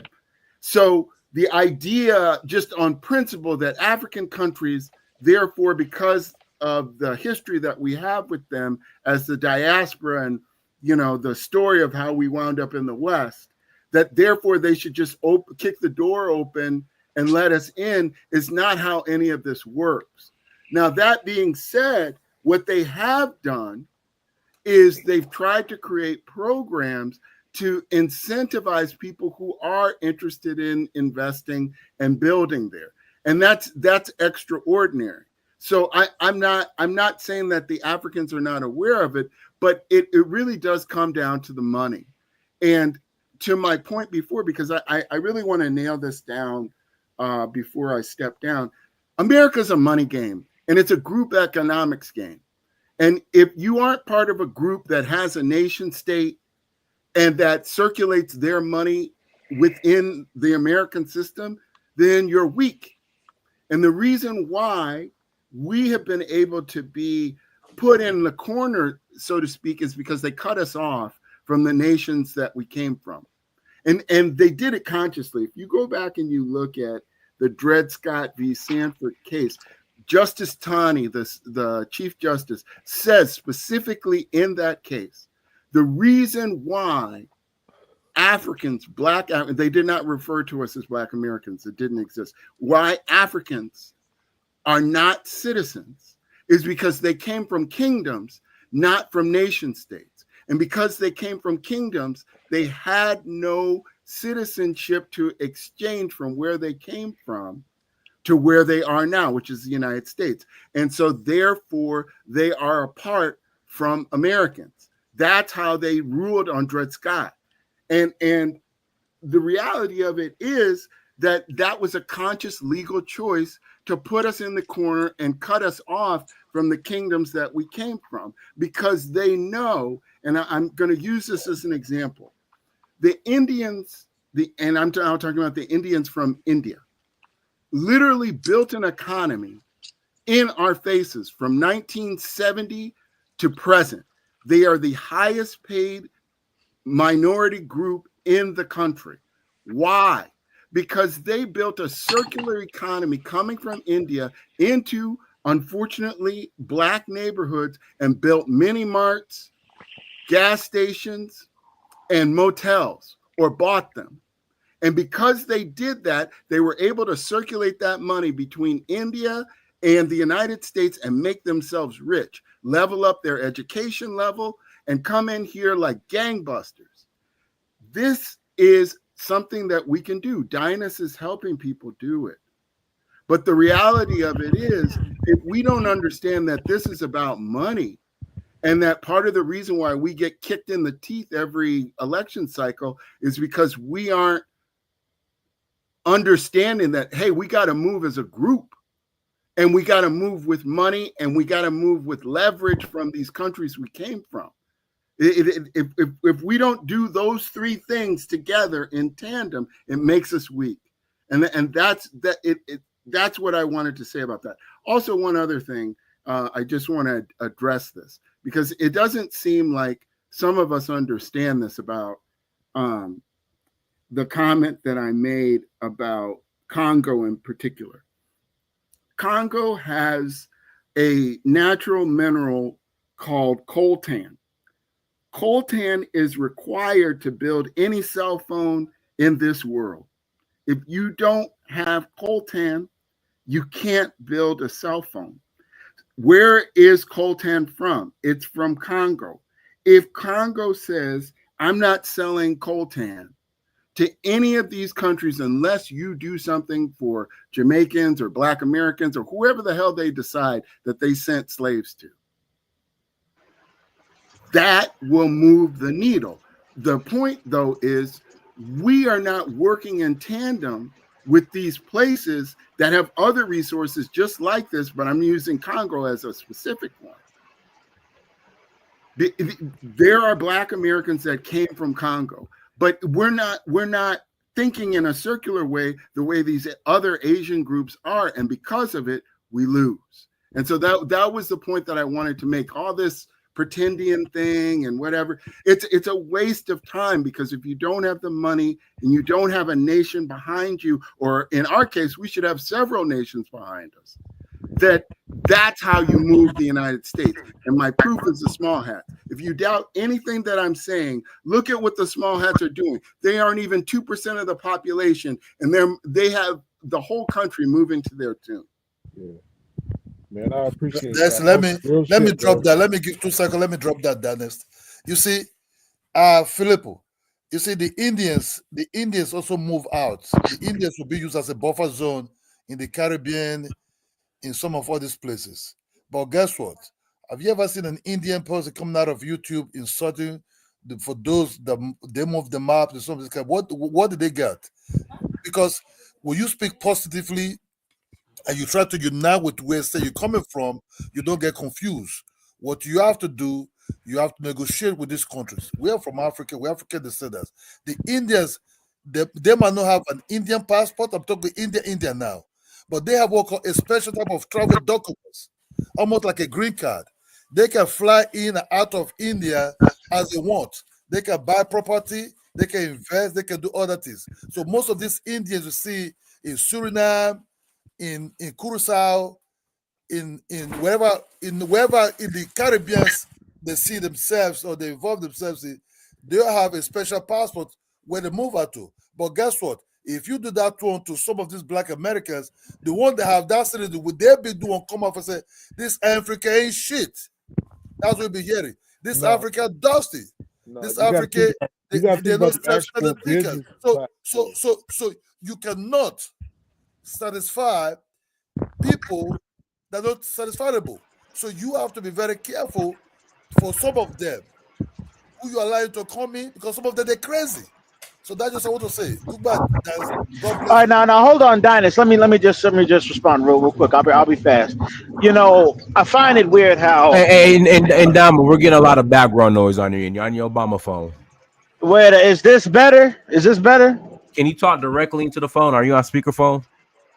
Wait, is this better?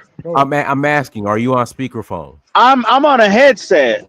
Can you talk directly into your phone? You're on Obama Timu. All right, is this better? Is this better? Yeah, it's good. It's good. Go ahead. Yeah, my whole thing is this, the Dynas, and I'll say this is that I find it how blacks from the U.S. and the diaspora, we have an interest in Africa, and we actually want to go there and build, which is why you see us in Liberia, Ghana, and South Africa.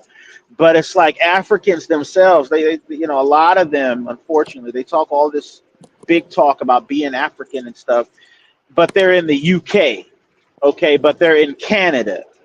Okay, but it's like, you know what I mean. They Cameroonians, they get around as many white folks as they can.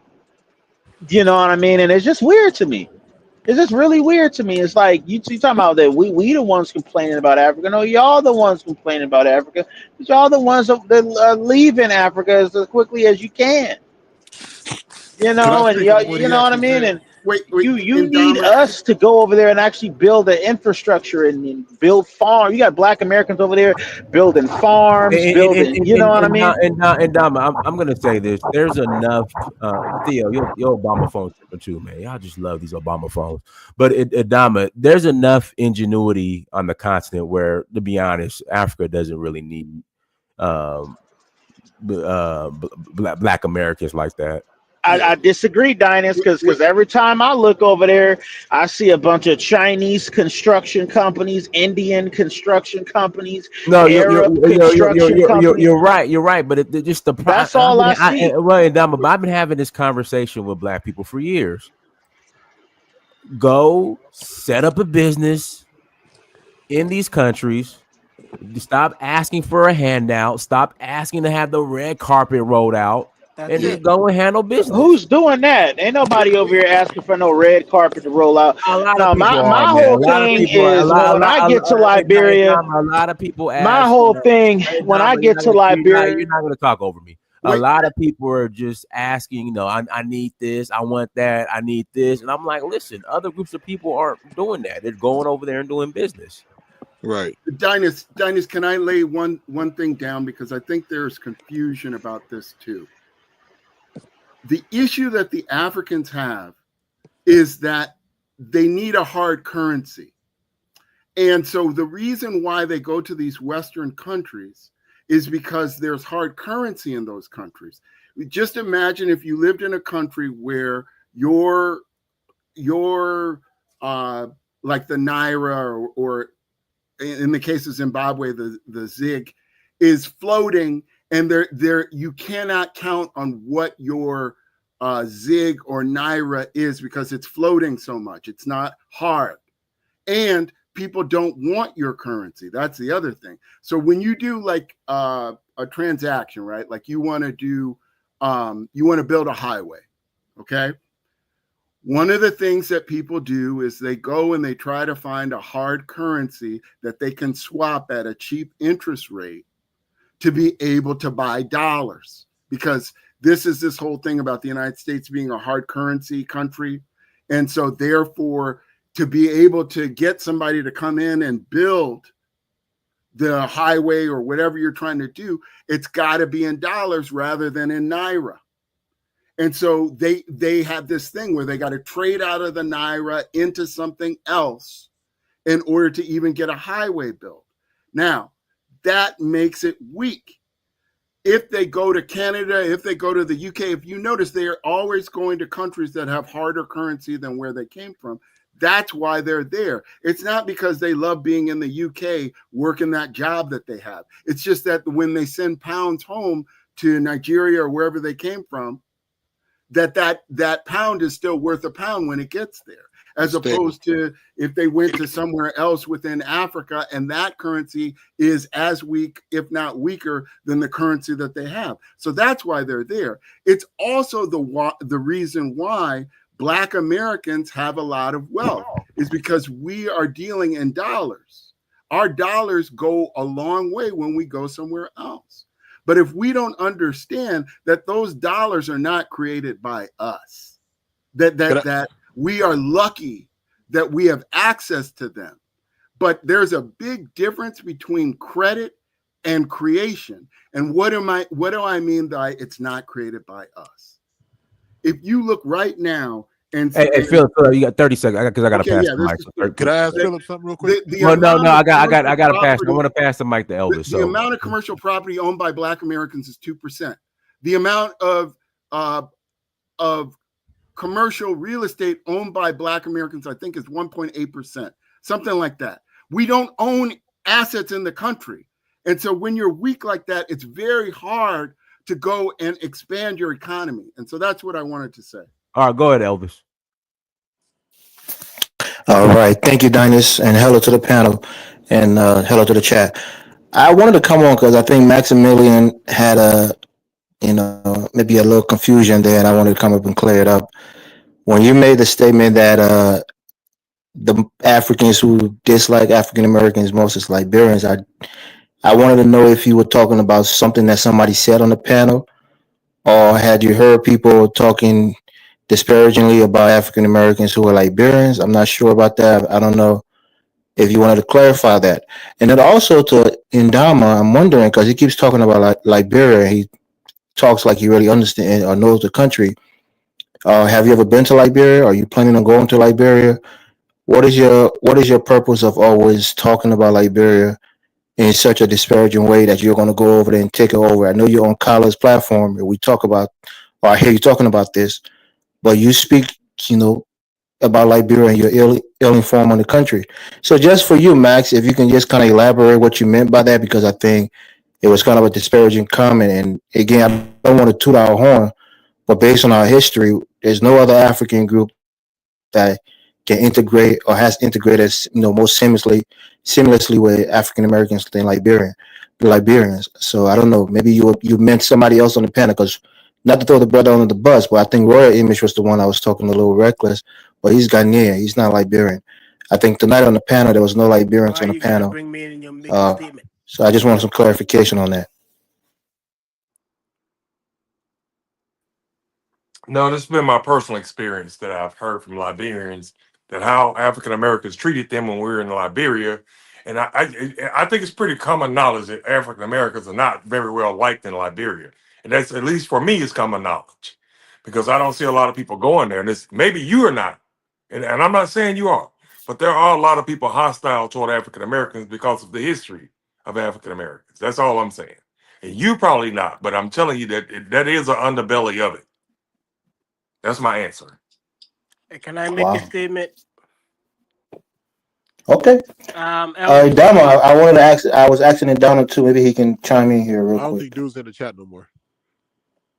Oh, he left. Okay, he left. Yeah, okay, to answer you quickly before I drop off. Look, I'm in the Liberian community pretty heavy, even on an international level back home.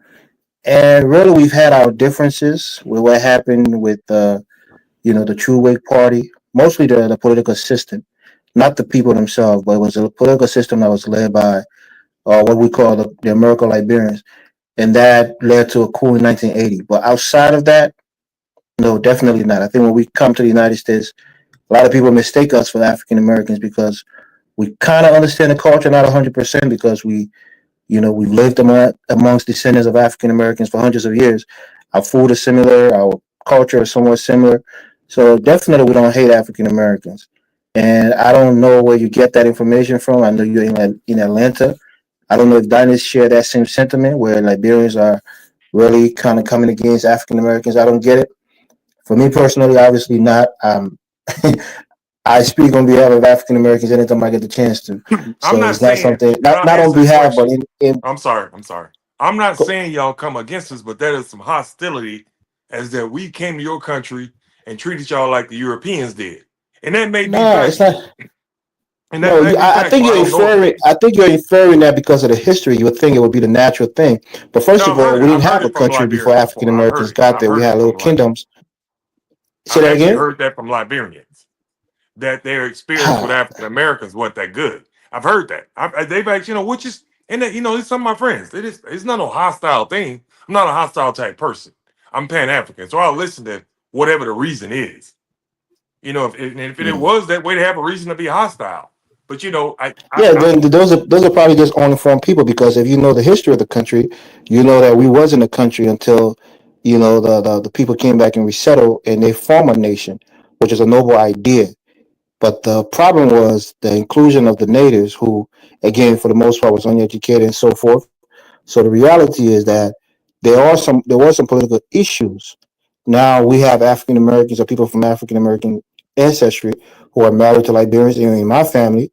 So the reality is we don't hate African Americans. I mean, you might have an only foreign person who would tell you about the true weak party political rule that kind of, I won't say subjugated a lot of the native, or or suppressed them politically for a long time, for over 133 years. They might be talking about that in that aspect, but culturally and socially, we get along with the American Liberians in Liberia for the most part. And when we come to the United States, we tend to easily get along with African Americans, maybe more so than other Africans, based on our history. And Dinus can check in on this one. But every time that Liberian-America ever comes up, it is always the way y'all treated us. Dinus, am I wrong about that? I mean, I hear it a lot. You just gotta correct. You just gotta correct them. That's all. Hey, Elvis, what did I say that was reckless? Elvis, what did I say? Oh yeah, when you was talking about how Africans came, or African Americans are not going to run shit in Africa, and you was going on a whole, tirade about how they should just steal another white masters. I think that was out of pocket, and I don't know what triggered you to say that. I thought we're trying to have a dialogue, and I think you went off a tangent when you were saying that. I think it's him. He says it more than anybody of us, being honest. And I don't want anybody to feel that. Yeah, but he's not Liberian. He's Ghanaian. But he speaks on Liberia like he's from Liberia.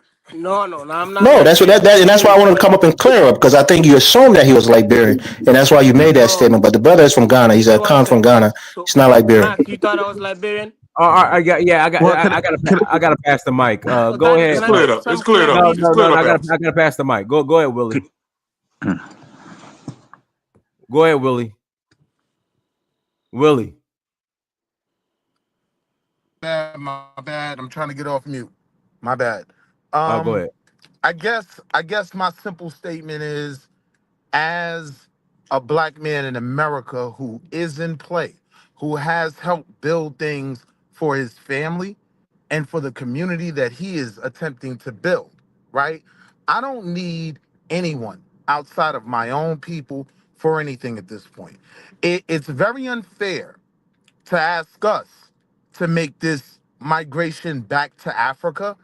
Nobody's asking you. Hold on, let me finish. Nobody's asking you. You never let me go too far. Okay, go ahead. Conversation. Well, you need to straighten that out. Nobody's asking you to come back. Right. The conversation has been on what blacks need to do.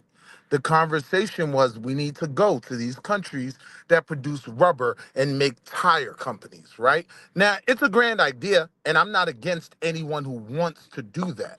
What I'm telling you is, for me, as a black man in America that does have some resources and that surrounds himself with other brothers that have those resources, we're concerned with building here. It's unfair to ask us to create something there when that wasn't asked of any African that comes here, right? You can come here for Willie, nobody's asking. Willie, no one's asking finish. you. But no Let one's me asking you. But finish. you're making this about Let me unfair. finish. No one's asking. But I just want to set the You record might not straight. be asking.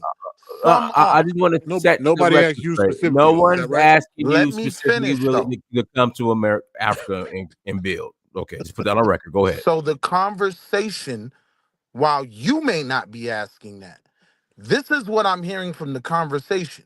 Blacks should take their resources from America, go to Africa, build corporations, help Africa heal itself. It's a novel idea. He's saying what I'm Philip not said. He's against talking about No, Philip. Philip had a different point. Let me talk to his point after he finished. Can I But go ahead. Go ahead. Can I I'm just sorry I'm land? interrupted, bro.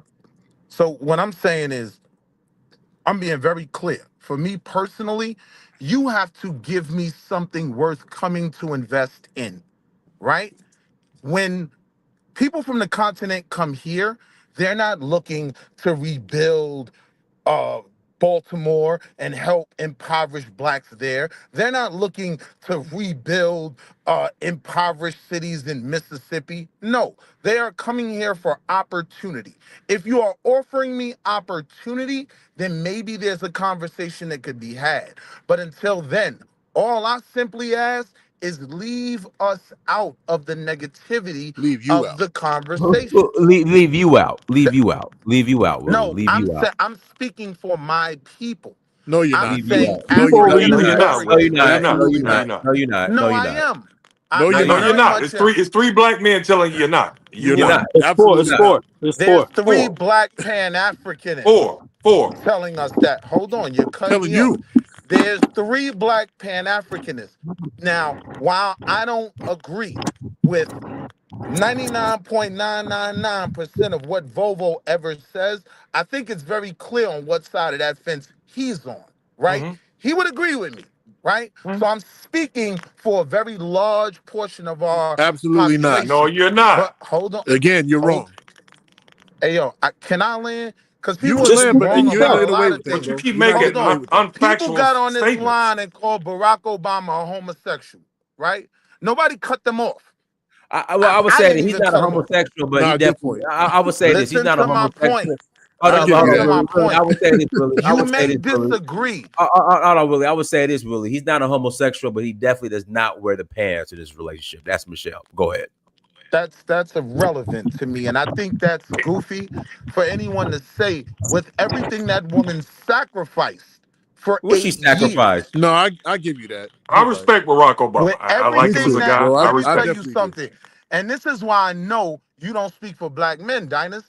With everything that woman sacrificed for 8 years to make Yeah. me the king of American blackness, she can do whatever she wants. She's not the It king don't of mean, American it blackness. doesn't mean, it He was not doesn't the king of mean, American blackness. it He's doesn't, you definitely know what not I the. meant when I'm saying He's that. definitely not the You king of American No, blackness. don't get I feel lost. you on that though. Like I Don't don't get agree with nothing else lost. you say, but I agree with that, Un- bro. But Dinus is a understand the Republican. Now point you I'm got to tell. making. Remember I'm that. not. I'm not a Republican. Understand the, well, let me land and maybe the audience will understand me, right?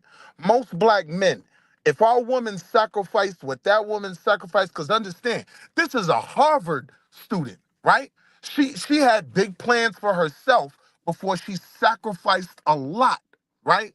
To let this man be a world leader. Yeah. Once that's over, whatever she wants to do, right? If she's my wife, she can do it. Thank you for No, everything you yeah. sacrificed for me. Real shit. So Real when shit. you, so hold on. So when you say, right, she wears the pants in the family and all of that, She does. it isn't either inherently disrespectful or you just don't really understand how I black don't. families in I don't America see. I work. don't see. But I let don't me see get the back to wives. my Of, point I though. don't see. I don't see the wives of other former presidents acting like Michelle All right, Obama. but I'm But asking what does not to that get mean? How does But sidetracked. she act, Dennis, I bro? respect Obama. I really do. I ain't gonna Yeah, say that hold lie. on, Dinus, bro. Hold on. See, and now we're getting sidetracked from the bigger point I was trying to make. So Right, let me go right. back to that, right? Me as a black American, especially in the position that I'm in, I'm concerned with building here, right? Like I'm in a circle of black men now who we are really looking because we all work remote. We are looking for an area where we can buy land, right? And all be around each other and build from there, create these school systems we need. We're trying to do it ourselves, right? That's my major concern. Any African who comes to this continent and is on code with helping push that agenda forward because they see the benefits to themselves, they're Black more than America welcome, has no right? agenda. They're Black No, hold more on, America than has no Dinus. welcome. Hold agenda. on. I can't I feel what he's never saying. get, I can't never get it out. What's the I'm just code? telling you, Black America has no No, collective we'll agenda. talk Nobody about gets that. Let cut him off finish on though. this Yeah. line the way I get cut off. And it's because you understand the complexity of my argument. And I think you do respect who I am, right? I'm the one you need if you're talking about economic Bro, can you development over finish your there. point though? All right, brother. My point is any African that comes to the continent that is in line with what I'm trying to do, he's more than welcome to build with me, right? But to put this onus on me that I need to go back to the Who is continent. you, And, Willie? and Who when are you you, Dinus. say Willie? Who I'm are you? Who speaking, are you? Who is you, Willie? Who I is am a you? successful black man.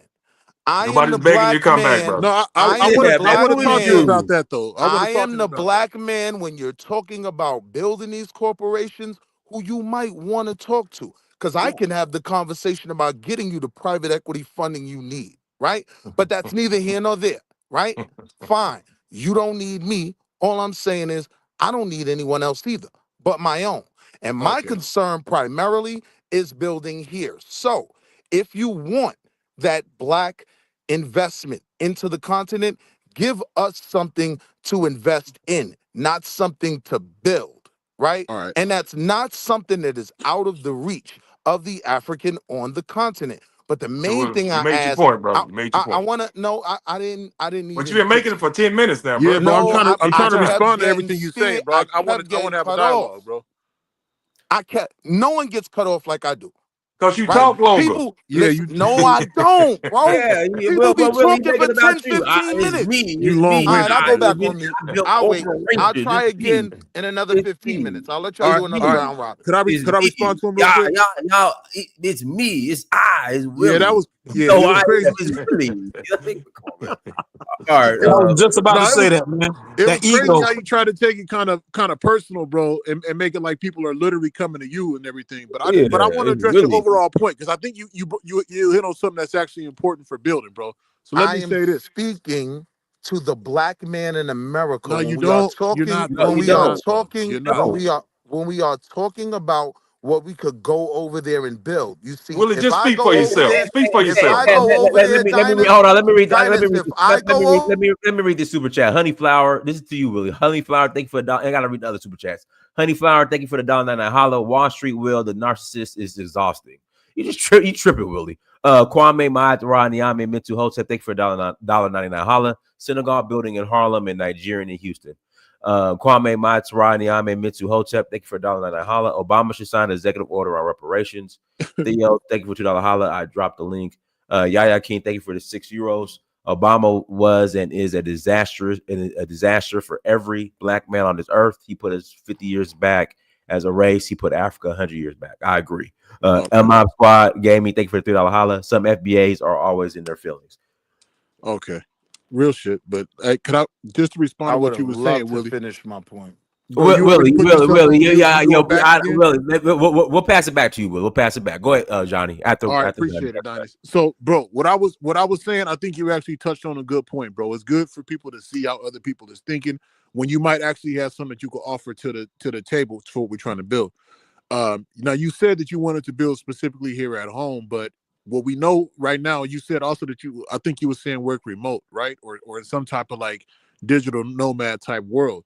So, well, if we're trying to really like reignite the middle class renaissance, specifically for black people and like a black Wall Street, you have to be looking at that from a global level. You got to look at what you can get from other countries and stuff. That's what other people are doing. The majority of people that are in Africa, from what I've seen, I mean, if I know it for a fact, I'll tell you for a fact, but I've seen this as a statistic somewhere where it was Asians in a majority of African countries, specifically from China. And they coming in with their own renaissance, and they're developing their own economy. If we want Qatar, Saudi, plenty of countries. Yeah, but So, I'm saying the number. Yeah, so it's so happening here would like be that. my point, bro. Hold on, let me finish, bro, and you ahead. can get to your point. But when we talk about what Felipe was talking about earlier with circular economies, bro, he talked on that point where money is coming from one point, but it's being moved into different countries and different economies where you can build. Your dollar will go further in other places than it will in the United States. So yeah, you can build here, but would you be as successful in this day and age competing in a global economy as somebody who's from Latin America or whatever, but they're building globally? They have different supply chains and different economies. You see what I'm saying? When we got Africa, we got specifically, I mean, I get the need for a stable currency that we offer with the dollar, but there's different fields and stuff that you could work in and look into. So you got like real estate, there's construction, there's agriculture we was talking about, education, you know what I mean? Just cultural things like that. It's a lot of it going on in there. And part of that integration, like if you actually had like a connection with some place with some place in Africa specifically, then you could use those type of your funds and everything to develop and get a even bigger return on investment. It's not like you just invested out for your heart and everything, but it's actually monetary gains that you can have from this type of investments and stuff too. Even Now, as my brother. even as somebody working in the middle class. But yeah, I'm Now, gonna leave my it at that brother, and let you respond. everything you've just said to me, right, has been taught to me for the last 40 years of my life. That's I not true at all. understand. That's a complete lie, but go ahead. You're going to tell me what my You was mama hearing taught about me? digital nomads in the 80s. No, I'm not talking about digital You just said nomads. everything I just said. Hold on. I was Go ahead. speaking specifically to the things you were talking about I in just terms of mentioned the that, but okay. economy and a in terms of the continent and a circular economy, We right? see examples, bro, with Indians. We I see examples understand with that. Chinese. We see examples, like he was saying, with Jewish people. Like everybody you see, there's literally circular economies where they're here, but they're sending money back home. They're sending money to third world and foreign countries, and those countries are developing. Look how China caught up. Look at the GDP for China in the 80s compared to now. One of the things that is lacking for this economic success you're looking for is stability, right? So I'm going to use a simple example, and I don't want the example to divert from the point I'm making. Just stay with me. When you look at Cuba, the Italians had a huge influence in Cuba at one point. They were investing a lot of money because they wanted to build things there. Overnight, Castro comes and all that investment is gone, right? Totally, they lost everything, right? When I look at what's going on the continent today, what would make me believe that one coup wouldn't de- decimate every cent that I invested, right? The Yeah. first thing that the continent has to do is create stability. And that comes from y'all figuring out y'all things over there.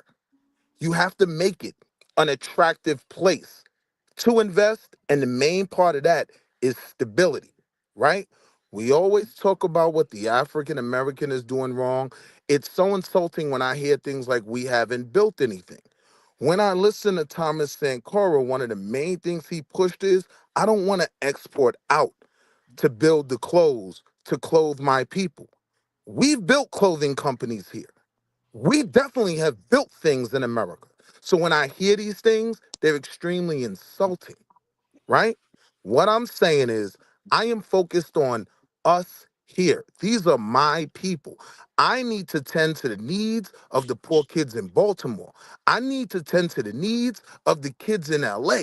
I need to tend to my own, right?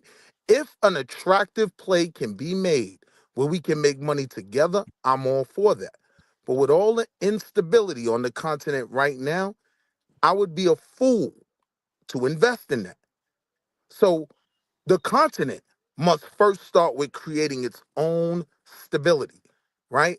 My problem is this.